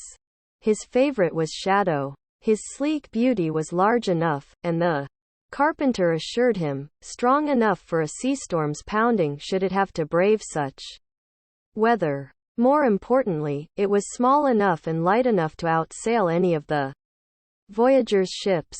It bobbed in the water beside him, as languid as a large cat eyeing its inevitable prey, hungry to set out on its maiden voyage. He watched his men ready the ship for sailing. He'd been holed up atop his mountains for far too long. Getting directly involved was the only way he could ensure that his plans were fully realized. He looked forward to crossing the sea. Only in his mind had he ever seen the West. And it was glorious. When he was emperor he would go from kingdom to kingdom. His visits would become a regular part of his rule. Random, but regular, and all would recognize him. He would spend less time at home, and more time away from his wife and daughters. No thought pleased him more. His possessions were already stowed aboard.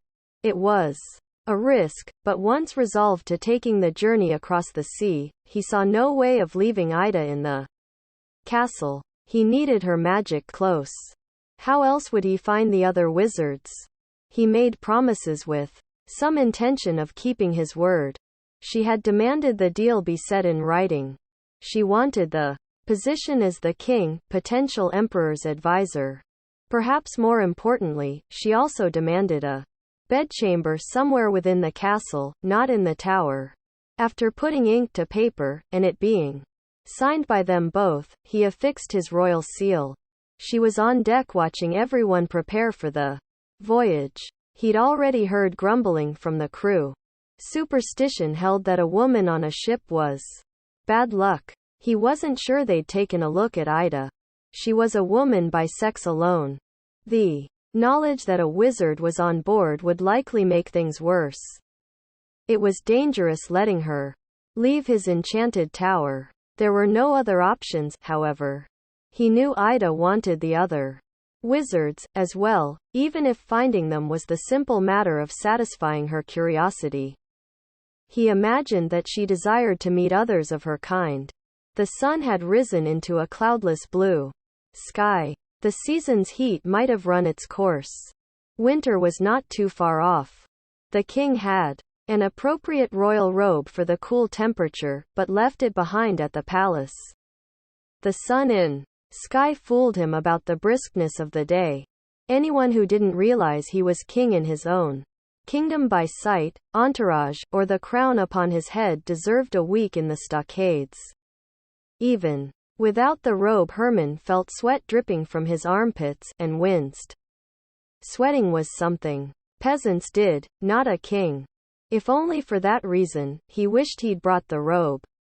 He'd sweat more, but no one would see the evidence. The stockades taught lessons. Thanks to his father, he'd learned a thing or two from the stockades. Humiliation and desperation were at the forefront. It was hard not thinking about the past whenever he thought of the stockades. Sometimes they bothered him, those memories. Usually they served as a reminder. Where he had come from. Where he was now. King Herman's older brother, Jeremiah, was the first prince and heir to King Elroy's throne. Shortly after Jeremiah turned 10 years and 2, he fell sick with a high fever. Herman watched his brother collapse on stone stairs. He laughed, thinking Jeremiah had tripped. That would have been perfect, since he was always the one stumbling over his own feet, and walking into objects. Not to mention, at 8, if an older brother stumbles, it's just funny. When his brother didn't move, Herman panicked. Rather than check on his brother's well-being, he ran to fetch his father. King Elroy hated interruptions, especially when in the long room. The massive wooden doors were 3 times his height, maybe 4. The only way to get either of the unlatched doors moving was with a running start. Herman, only half the size of his brother, and thinner, had not stopped running since he had left his fallen brother. His footfalls echoed from the stone floors behind, as if desperate to catch up with the runner. He lowered his shoulder as he slammed into the door on the right. It didn't swing open, but merely budged. That was normal for him.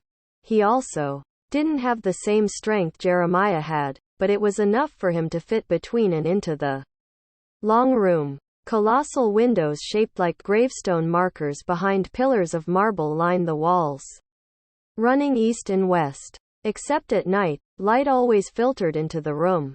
Banners with sigils hung between windows.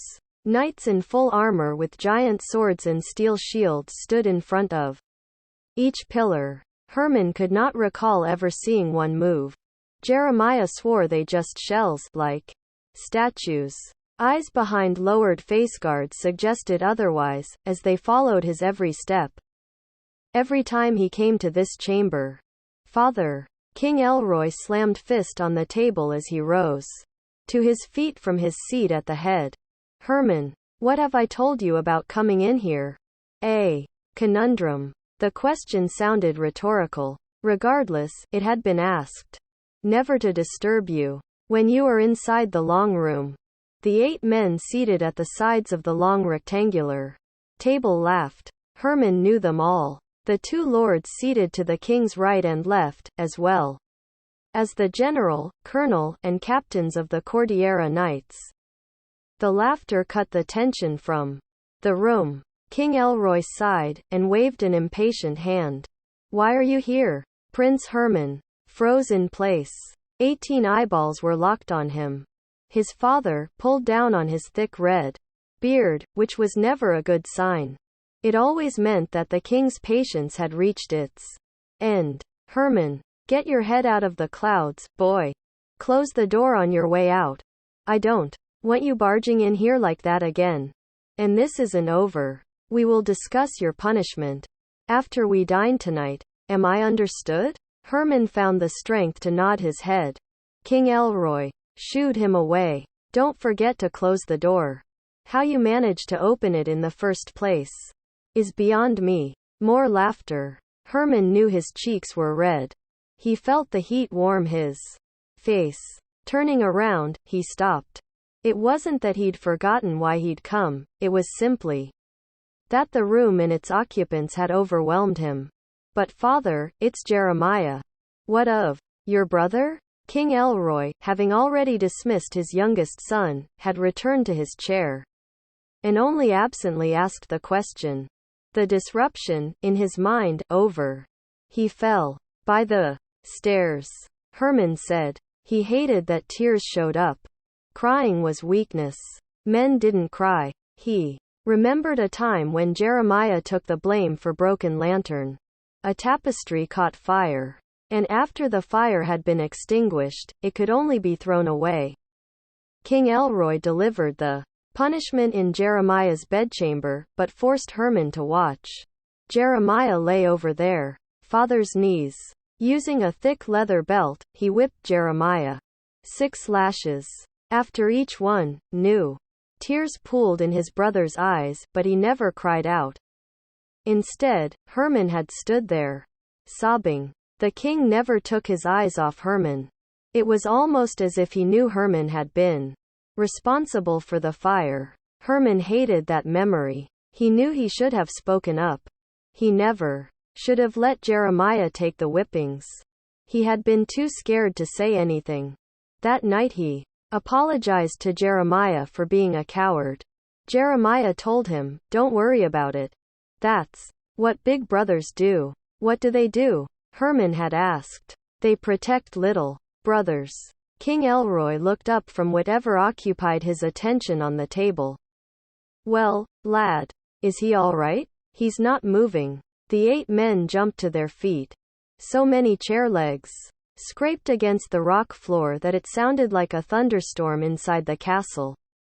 They waited for the king to pass by where they stood before moving away from the table and following him and Herman hurriedly out of the long room.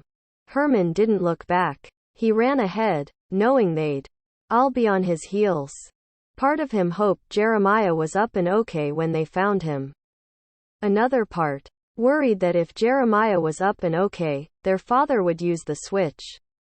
Nothing stung more than coarse wood on exposed flesh, skin that turned red and raw after one whack. It never stopped. After just one whack though. Never. His fear subsided. Jeremiah had moved, but was not on his feet. He'd crawled to the bottom of the stairs. His hands reached up. "Father?" King Elroy bent down, cradled his son in his arms, and spirited him up the stairs in a single, fluid motion. After they were out of sight, Herman heard his father's voice boom. "Get the cure." Herman stayed outside the closed bedchamber door for 2 full, excruciatingly long days. The curer came and went. Each morning, each evening, and once during the middle of the night. When the curer exited the room, he'd smile at Herman and muss his hair, silently telling the young prince not to worry. By dusk of the 3rd day, something had changed. The king, the curer, and a few others Herman did not recognize stayed in Jeremiah's bedchamber. He couldn't be sure, but with his ear pressed to the door he heard someone crying. It couldn't be his father, but he wasn't sure who else it might be. When King Elroy finally exited Jeremiah's room, he sat down on the hard floor beside Herman. The king's eyes were red and puffy. He rested his elbows on bent knees, and chewed at the skin on the side of his thumb. Herman hated that silence. "Is he getting better, father?" The king closed his eyes for just a moment, and when he opened them, he smiled. "He's pretty sick, Herman. Right now he is in a sleep. The curer is unable to wake him, and isn't positive as to what might be causing it. His fever has come down. He is not as hot as he was even this morning. The curer assures me this is a good sign. He says the sleep is the body's way of healing itself." Herman wasn't sure he understood what was happening. All he knew was that Jeremiah was in some kind of deep sleep. "And if he doesn't wake up again?" King Elroy patted Herman on The head got to his feet and walked away. Had he heard him? Herman wondered. Should he ask again? While playing hide-and-go-seek with his brother weeks ago, Herman had hidden in some cupboards in the kitchen. He'd overheard conversations that he'd paid little mind to, until now. The women cooking talked about magic. Herman knew even talking about such things could land someone in the gallows. The old Emperor Rai was responsible for that ancient decree. He wouldn't tell on them. At the time, he'd not been that interested. He worried more about his brother finding him. It was late, but his father had not ordered him to bed. His idea made him smile. If there really was magic, he'd find it, use it, and heal his brother. Their father would be happy to see Jeremiah up and about. He'd welcome Herman's newfound talents with open arms. There might be a feast in his honor, but that was beside the point. He waited by his brother's door until everyone left. He wasn't supposed to disturb Jeremiah, but that didn't stop him from quietly visiting. Herman always expected his brother to appear bigger, take up more space in the bed. Instead, Jeremiah looked small and thin under the sheets. Herman put a hand over his belly, but doing so did not stop its trembling. Standing beside the bed, he stared at his brother for what seemed like a long while. He didn't look any different now than before he became ill. I'm going to find a way to heal you, brother. I can't tell you how. But don't you worry. I have a plan. I know it will work. I just have to be very, very secretive about it. If I get caught before I am able to cure you, Father will whip me something fierce, I've no doubt. He explained to the still form. He whispered, but wasn't sure why. He should speak loudly. Everyone should. No one should whisper. That didn't make sense. What was the worst thing that could happen? Jeremiah might wake up? I'll be back to see you in the morning. If you wake up before then, please don't tell anyone, Herman said, and then laughed. Oh, but I haven't even shared my plan with you, have I? It's better this way. Then you aren't forced to lie if anyone asks where I am, or what I've been doing. He almost reached over and hugged Jeremiah. If his brother had been awake, and not sick, he'd never have thought to hug him. He couldn't explain the urge, but stopped before acting on it. What if Jeremiah woke up while he was giving him a hug, and got mad? He didn't ever want to do anything to make his older brother upset. With him, his course of action decided, Herman made his way through mostly dark and narrow hallways. Every third torch was lit, casting his shadow in animated relief against the castle's stone walls. He climbed a staircase, his back close against one wall. With so many people living inside the castle, it was likely others were awake. If anyone saw him, they wouldn't ask him anything directly. They'd be apt to report to his father, or a lord, and then, eventually, he'd be questioned. It was far easier to not get caught roaming the halls alone at night. Far easier. The library door was simple to open compared to the heavy doors to the long room. Inside, Herman was always amazed by the amount of books in the room. There were 2 rows of bookshelves, with aisles easy enough to navigate through. Each row had 4 separate 5-shelf bookcases. That wasn't all. The walls around the room had been fitted with shelves by the palace carpenter. Herman enjoyed touching the leather spines. On some of the shelves rolled scrolls were stacked like triangles. The paper was yellowed and aged, and he'd been warned more than once never to touch the scrolls. If ruined, the history written on them would be lost forever. Actually, he had been warned never to touch any of the books, either. Herman grabbed a stack of books from the closest shelf. He went back to the hallway and stacked them against the wall. He climbed on top and removed one of the lit torches from its hold. He traded it with an unlit one in the library, and retrieved the stack of books.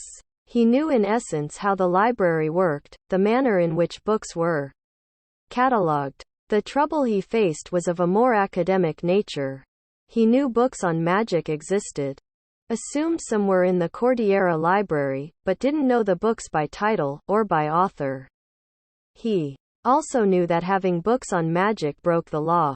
If his father wasn't worried about getting caught, then he wouldn't.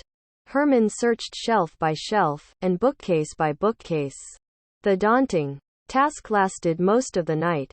He just never realized how many books existed in the library. There were books written on so many topics, he worried he might not recognize a volume on magic even if what he sought was right in front of him. And he was not worried his father would come looking for him. He couldn't recall a single time when the king searched him out. If anything, someone on his staff always would come calling. And then he saw it. Magic Spells and Potions. The book was written by Gunther Crowley. He carefully pulled the book from the shelf, nearly dropping it, not expecting its weight. Hugging it to his chest, he went back to the front of the library and set it on a table. He replaced the torch in the hallway, and the books he used to stand on back upon their shelf. With his prize under his arm, he made his way back through the castle and rushed to his bedchamber. As best he could tell, not one person had seen him. Pushing the book under his bed, he climbed onto the mattress, and beneath his covers, he figured he should sleep. He needed rest. The last several days of vigil outside of his brother's sickroom had left him exhausted. Yet lying in the darkness, he tossed and turned. It became impossible for him to ignore the hidden book. His brother needed his help now, not later tonight, not in the morning. Using a wooden match, Herman lit his bedside lantern, and adjusted the flame. The small table and chair in the corner were meant for his studies. It was a perfect place for reading. He opened the book and began. There were so many words he'd never seen before, he had no way to know what they meant. A new spell seemingly filled every page. Each chapter began with a list of needed supplies. Most required cooking instruments. Finding a cure would prove more difficult than he had anticipated. Eventually, his eyes grew too heavy to keep open. Fighting sleep was no longer an option. His head lowered onto the book's pages. They felt as soft as his down pillow. He convinced himself he'd sleep only for a moment, just until the burning of his eyeballs subsided. He woke up when his father yelled. Startled, his head sprang off the book. "Father," he said. Remnants of sleep were in his voice. Crust coated his eyelids. "I must have fallen asleep." "What is this?" King Elroy snatched up the book. "What is the meaning of this?" The pride he thought he'd feel was missing. He was filled with fear instead. "I wanted to help Jeremiah. Your brother is dead." King Elroy spat the words. He loomed like a giant over the small table. Herman pushed back in his chair, putting slight distance between himself and his father. "He's not dead." "He's dead," King Elroy said. "And when I come to tell you, I find this. I wanted to help him, father. I knew I could heal him." "With witchcraft?" King Elroy huffed, puffing his chest. "Did you do something to your brother?" "Did I do something to my brother?" Herman furrowed his brow, confused by the question. "I was going to heal him, to help him." King Elroy ran a hand over his face. "What have you done? What did you do to us? Your brother didn't deserve this." "Curse."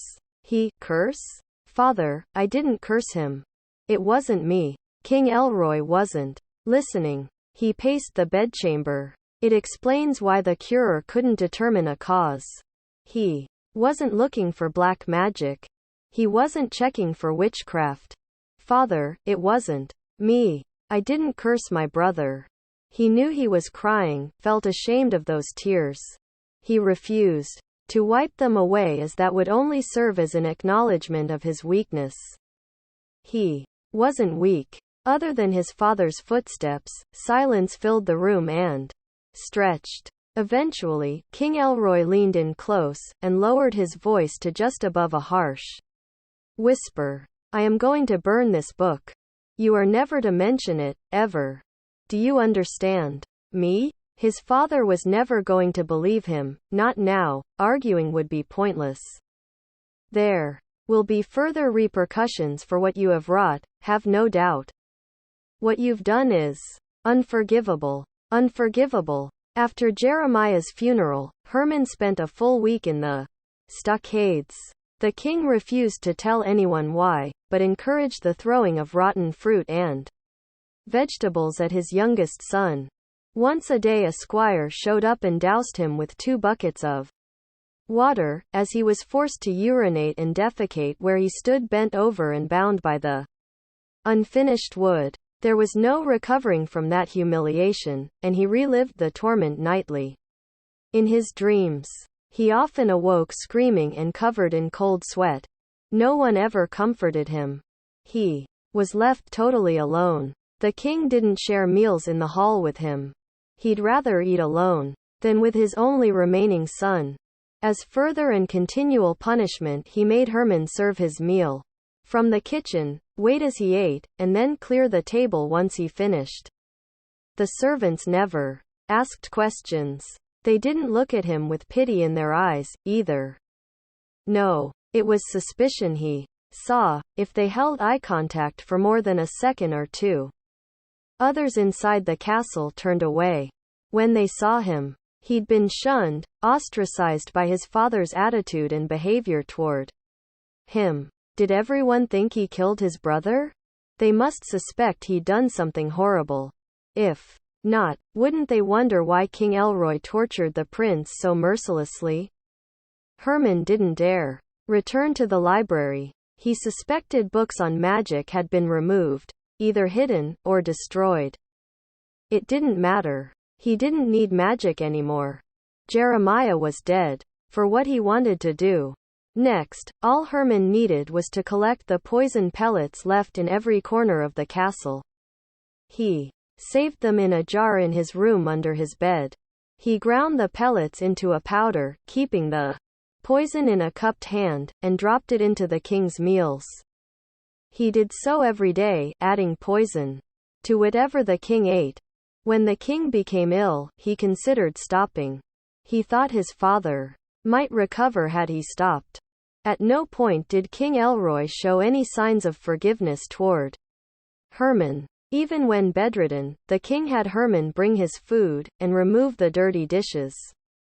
That decided it for Herman. He continued. When King Elroy could no longer eat, Herman mixed the poison into whatever broth his father could slurp from a spoon.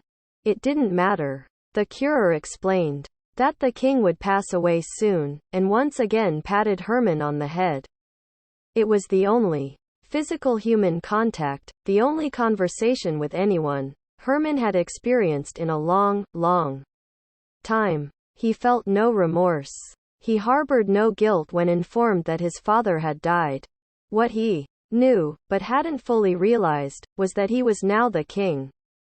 The people proclaimed it at his coronation. They even lied as they cried, "Long live the king."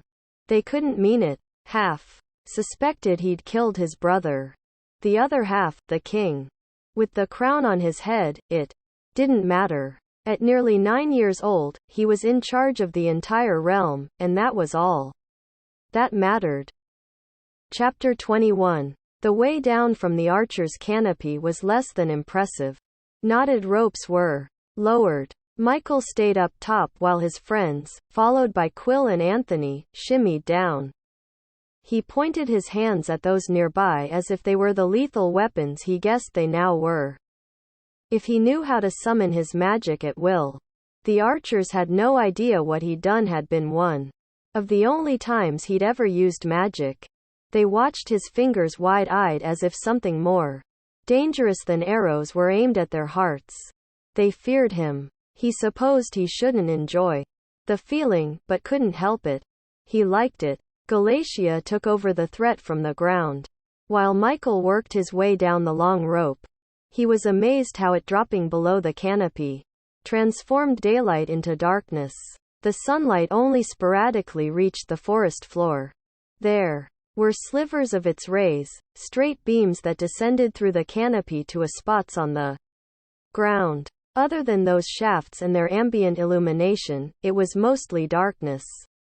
The horses had not lingered. Michael stuck 2 fingers in his mouth and whistled.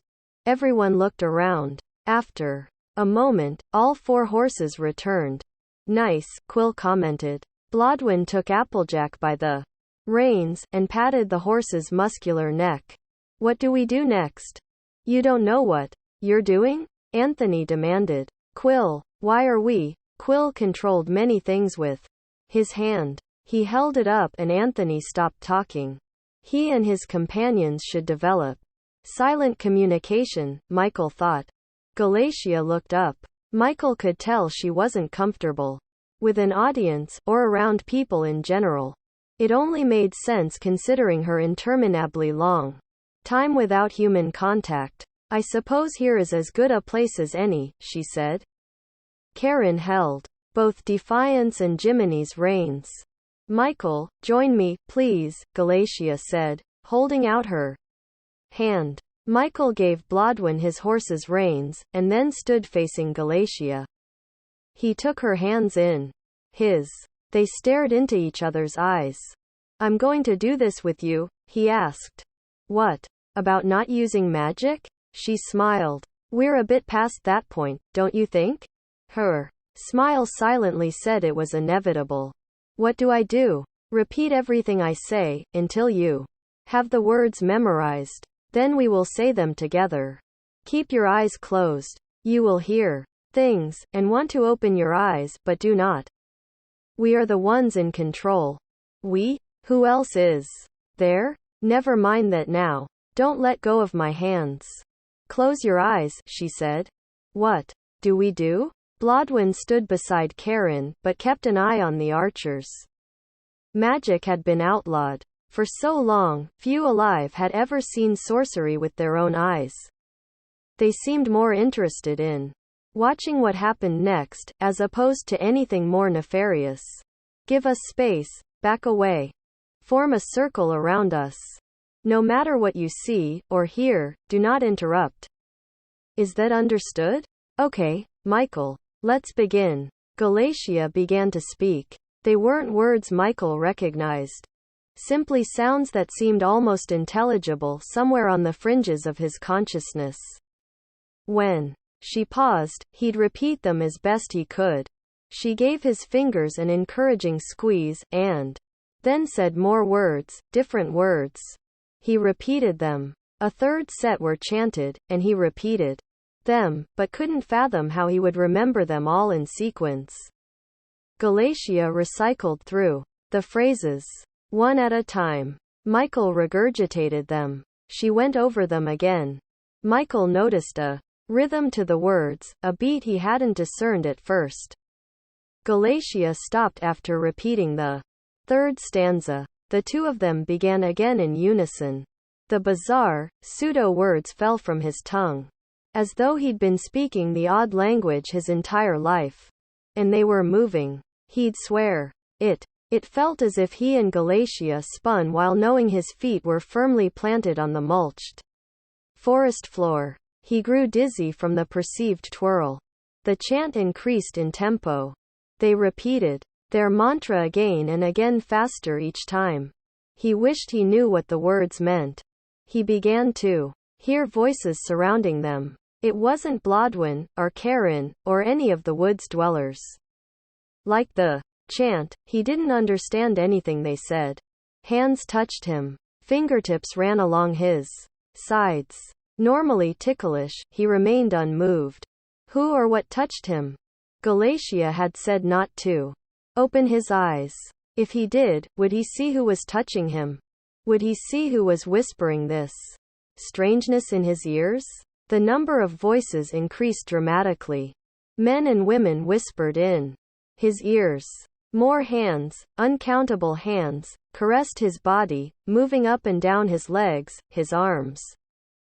across his chest and over his back. Some enwrapped around his waist. Were they pulling him away? From Galatia? Was he being lifted from the ground? He'd climbed the tree because Karen was in trouble. Floating was something else altogether. Fear of heights returned manifold. He forced himself to keep his eyes closed. He continued to chant. Even with all of the whispering around him, he could still hear Galatia's voice above the cacophonic susurrus. It remained loud. It was clearly audible. A sudden wind sprang to life and the whispers became screams. He almost let go of Galatia's hands and covered his ears. What prevented him was the fear that he'd be pulled into the whirling current, carried away by the multitude of hands. He squeezed his eyes shut even tighter. The screams became more intense. The hands no longer caressed, they now clutched. The two wizards' chanting continued. The wind increased, until it felt as though they were standing inside a tornado's funnel. And then nothing. All of it. Everything stopped at once. Silence abruptly reigned. It should have been calming, relieving relief. It wasn't. You can open your eyes now, Michael, Galatia said. He didn't want to. The forest had to have been destroyed. He could only imagine fallen trees, and a slew of dead archers. Open them, she said yet again. And let go of his hands. He cracked open an eyelid, and looked around. Nothing appeared changed. With both eyes open, he turned in a circle. What just happened? Galatia said. It was a very powerful spell. It revealed where the mirror can be found. A mirror? Quill demanded. He threw his hands up. We're looking for a mirror? Why? Do you know where it is? Blodwyn asked. Some mirror? No, I do not, Quill said. I was under the impression you knew where everything was in this forest. Blodwyn turned away, as if to hide his smile. Michael caught it though. Michael shrugged. Nothing was revealed to, then he saw it. A reddish light floated just over the heads of those that formed their circle. Pointing, he said, What is that? Karen said, What? She will show us the way to the mirror. Galatia said. She? Quill said. The light, the red ball of light, Michael said. They can't see it. Galatia shook her head. Only we can. Michael felt tired, excited, but drained. The red orb pulsed. He wasn't sure how Galatia knew its sex, or that it even had one. The leaves, the plants, the weeds, everything visible the forest was cast in a magenta hue. And we follow it? That's right, Galatia said. We follow her. No longer following the path, they walked the horses in a line, stepping over fallen limbs, crunching on crisp leaves, and fitting between trees. Anthony and Quill walked behind Galatia, who led the party, and Blodwyn behind them. Michael and Karen followed the others. Michael kept shaking his arms, wiggling his fingers. A tingling raced up and down his body, and had ever since the ritual had been completed. He had been told that using magic drained one of their strength, their internal resources. On top of that, none of them had slept but a few hours at most the previous night, and Blodwyn not even that. And he had been knocked unconscious in the interim. He had so many questions. He needed the opportunity to ask them. Galatia would get sick of the sound of his voice quickly. Though it couldn't be helped, he knew she must be expecting it. What did you see? While we were doing that, Galatia and I? Did you see anything? I just saw you and Galatia holding hands and whispering, Karen said. Whispering? They had been shouting, almost singing the words of the chant repeatedly. And the wind? Wind? The screaming? No one screamed. Not screamed. Screaming. Who else was here, I mean besides us? She eyed Michael suspiciously, and slowly shook her head. No one. There were only the 6 of us. No one else. No one else. It didn't make sense. The hands. The voices. The raging wind. He kept an eye on the orb. It moved slowly, went around trees, and stopped until Galatia caught up. It knew it was being followed. She knew she was being followed. The orb stopped, and hovered. What is it? Karen said. I'm not sure, Michael said. Wait here. Michael walked past everyone and stopped beside Galatia. It must be around here, somewhere, she said, looking perplexed. Blodwin stepped forward and waved his staff. Everyone spread out and checked the area. For a mirror, Quill shook his head, laughing. They searched inside shrubs, behind brush, and under rocks. There's nothing here, Quill said. He didn't hide the smug look on his face. In fact, he smiled brightly, as cocksure as ever. Over here, Blodwin said. A slanted tree with raised roots revealed a well-concealed hole in the ground. Michael knelt in front of the small opening. The orb now hovered just above his head, as though encouraging him. He reached inside without thinking about it. There's nothing. I didn't think so, Quill said. No, Michael said. I mean there's nothing. It's more like a tunnel, I think. Tunnel? Galatia said. Blodwin stood by the archers, ready to react if they tried anything. I know what you're thinking, he said. If you do, Michael said, tell me. Because right now, I've got nothing. Blodwin lowered his head. Can you fit? That's what you thought I was thinking? It wasn't. Furthest thing from my mind, actually, Michael said. Tight spaces were bad enough. Crawling down a hole into the ground surrounded by more darkness wasn't going to happen.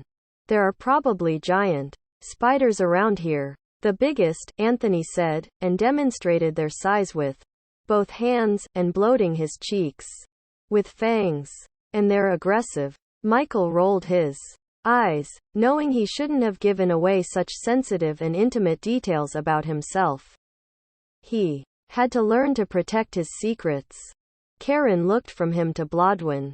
Shall I go down there? I can do it, Galatia said. He couldn't let her go. He would look like a coward. No, Michael said, clenching his jaw. He removed his quiver and bow from his back. I can do this. Sitting in front of the hole, he pushed his legs into the hole up to his knees. His eyes were shut tight, his breath held. His imagination began to run rampant. Large, aggressive spiders, with fangs, came for his ankles.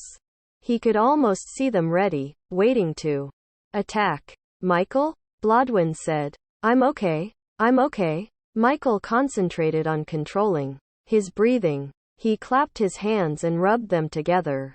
I'm ready. I'm going in. Sliding forward, his legs were able to bend at the knees. He felt nothing below. He kicked around, hoping was wrong, and that there was dirt and roots and ground. There wasn't. He'd been right. It was a hole. And he had no idea how deep it went. The purplish-scarlet orb moved in front of his face and then pushed into the gap above his legs. The light it cast helped. He could see under the tree somewhat. It was far from a perfect situation, but the light from the orb did make things a little better. He scooted forward. His toes continually searched for some sort of solidity. Once down to his waist, he spun around onto his belly. Everyone stood around, watching. Trying to smile, Michael offered a thumbs up, and forced himself all the way into the hole. And then fell. The drop was several feet. He had screamed as if he'd stumbled down a bottomless well. Michael? Blodwin shouted. Michael got to his feet, and dusted himself off. There was plenty of room to stand. Thankfully the orb was with him. The light revealed a number of openings leading to potential pathways. Thick tree roots snaked out over the walls, or were there walls? Taproots dangled above, winding through the earth. I'm okay, he said. There are tunnels. And spiders? Anthony quipped. Punching the man in the face might help him feel better about being beneath the earth. What do I do now? You need to follow the orb, Galatia said. If she told him follow the orb, it was safe to assume he was on his own. How will I know what to do? Simply recover the mirror, and bring it back, she said. No one else was coming. He wasn't sure how he felt about doing this alone. There was no way he'd ask for others to join him, though. Dust fell from the opening. Legs appeared. Blodwyn dropped down, and landed on his feet. We do this together. A surge of powerful emotion flooded Michael. I'm not going to lie, Win. I'm happy to see you. It's not going to be easy getting back up that hole, you. No, Michael said. Maybe there's an easier way out? What about Galatia? He asked. Blodwyn looked up at the hole. She's got the situation up top under control. You follow the orb, and I'll follow you. It's dark down here, there are roots all over the place. I have my staff, and I'll be right behind you, he said. The orb hadn't moved. Well? Blodwyn said. The orb's just floating in front of me. Hey, he said. Ma'am, we're ready. You can show me the way to the mirror, if you please. The ball of light bounced around and then made its way down one of the paths under the tree. Ma'am? Blodwyn said. It's a female, Michael replied, speaking softly. And it worked. She's moving this way. Stay close. Why are you whispering? I have no idea. No idea at all, Michael said. Stepping carefully, Michael proceeded slowly. Blodwyn tapped the end of his staff in front of him, sliding it back and forth from root to root. The staff worked to aid his eyes in the darkness. His resourcefulness continued to amaze Michael. There are so many passages down here, he noted. Who would have known, he said. Not my uncle. Michael laughed. He could not believe he had an uncle, or any living family members other than his grandfather for that matter. Did you know him? I knew you had an uncle. I've never met him. Blodwyn kept the answer short. It made Michael think there might be more. He left it alone for now. There would be time to explore the family tree later. He hoped. It stopped. Now what do I do? Do you see a mirror? Stay right here, Michael said. He stepped under the orb, and looked around. I don't see anything. Close your eyes. My eyes? Michael could easily see Blodwyn under the magenta aura that filled the tunnel they were in. He looked annoyed. They're closed. Think about the mirror. I don't even know what that means. Are teaching me magic? I know nothing about magic, but I have seen it used. It involves focusing the mind. I don't know chance, or anything. Picture a mirror. Michael closed his eyes, and refrained from grunting. It wasn't Blodwyn he was annoyed with. All these years he'd been a wizard. Something like that, it would have been nice to know. Are you picturing it? He hadn't been. Yes, he said, and refocused. In his mind's eye, he saw a small mirror in gold frame with a matching handle. It was one someone might hold so they could check their reflection up close, make sure no food was wedged between teeth, or that their hair was properly in place. I see a mirror. Good. Good, Blodwyn said. Now what? I don't know, he said. Michael lost the image, and opened his eyes. Well, that wasn't very helpful. It was, because now you know what to look for, he said. Even if I didn't know what it looked like exactly, I'll bet there aren't too many mirrors down here, Michael countered. That's a good point. Michael looked up at the orb. Can you show me where the mirror is, he said. And added, ma'am? The orb didn't move. Anything? Blodwyn said. No. Nothing. Wave your hands. Use some of that hocus pocus. Blodwyn sounded impatient. I shot lightning bolts from my fingertips, Win. I don't even know how I did that. Try. Blodwyn said. And close your eyes when you do it. That's real important to you, isn't it? Me having my eyes closed. Michael closed his eyes. He shook out any tension in his arms. The tingling he'd felt had stopped at some point. He couldn't remember how long ago. He moved his fingers, pointing some up, others down, curling them in, then extending them straight. Are you going to try? Blodwyn said. Shish. I'm doing it now, Michael said. He imagined the handheld mirror. It floated in the black space within his mind.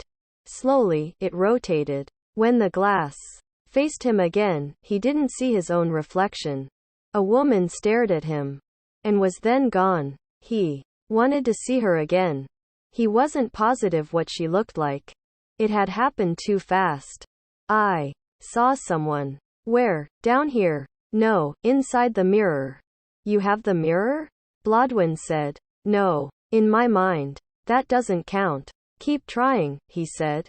Michael wasn't sure how to think. Harder. Inside his head he said over and over, where are you? Where are you? Where are you? He said it out loud. Where are you? Where are you? Something pulled him forward. He opened his eyes as he stumbled. No one else was around. There was no mistaking it, though. It was as if something had grabbed the front of his vest and tunic and yanked on him. Where are you? He said, as if expecting the mirror might answer. Blodwyn said, eyes closed? He forgot. Closed them. When he spoke, he tried assertiveness. Mirror, show yourself. A sound like knuckles cracking. Michael opened his eyes. He watched as the roots hanging above parted. He walked toward them, and knelt down in the dirt. The orb circled around and around. Behind the roots sat the mirror.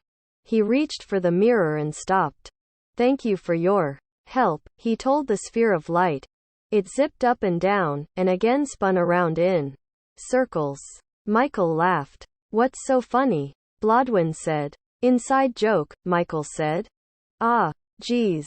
Ah, geez, what? Spiders.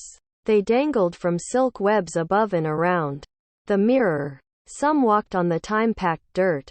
They ceased moving when they noticed Michael staring at them, or so it seemed. Big? The biggest, he said. Aggressive? Ah, not yet. I haven't reached in there. You can do it, Blodwyn said. You're bigger than they are. Anthony forgot to mention one thing, Michael said. The fangs? No, he said. Fangs. Hairy. He forgot to say hairy. Michael shivered, wondering how he was going to stick his hand into that nightmare. Walk me over to you, Blodwyn said. I'll get it. Michael removed his dagger. He jabbed the knife into the crevice. Spiders dropped and scurried out of the hole. Michael jumped up to his feet. Bad idea. That was a bad idea. The spiders ran by him, trying to get away. That was a good thing. He wasn't sure he could step on them. What if they didn't crush underfoot? He ran the blade around the mirror, and then tried flicking it out of the hole with the end of his knife. What if the glass breaks, he thought. He switched the knife into his left hand and, cringing, reached in with his right.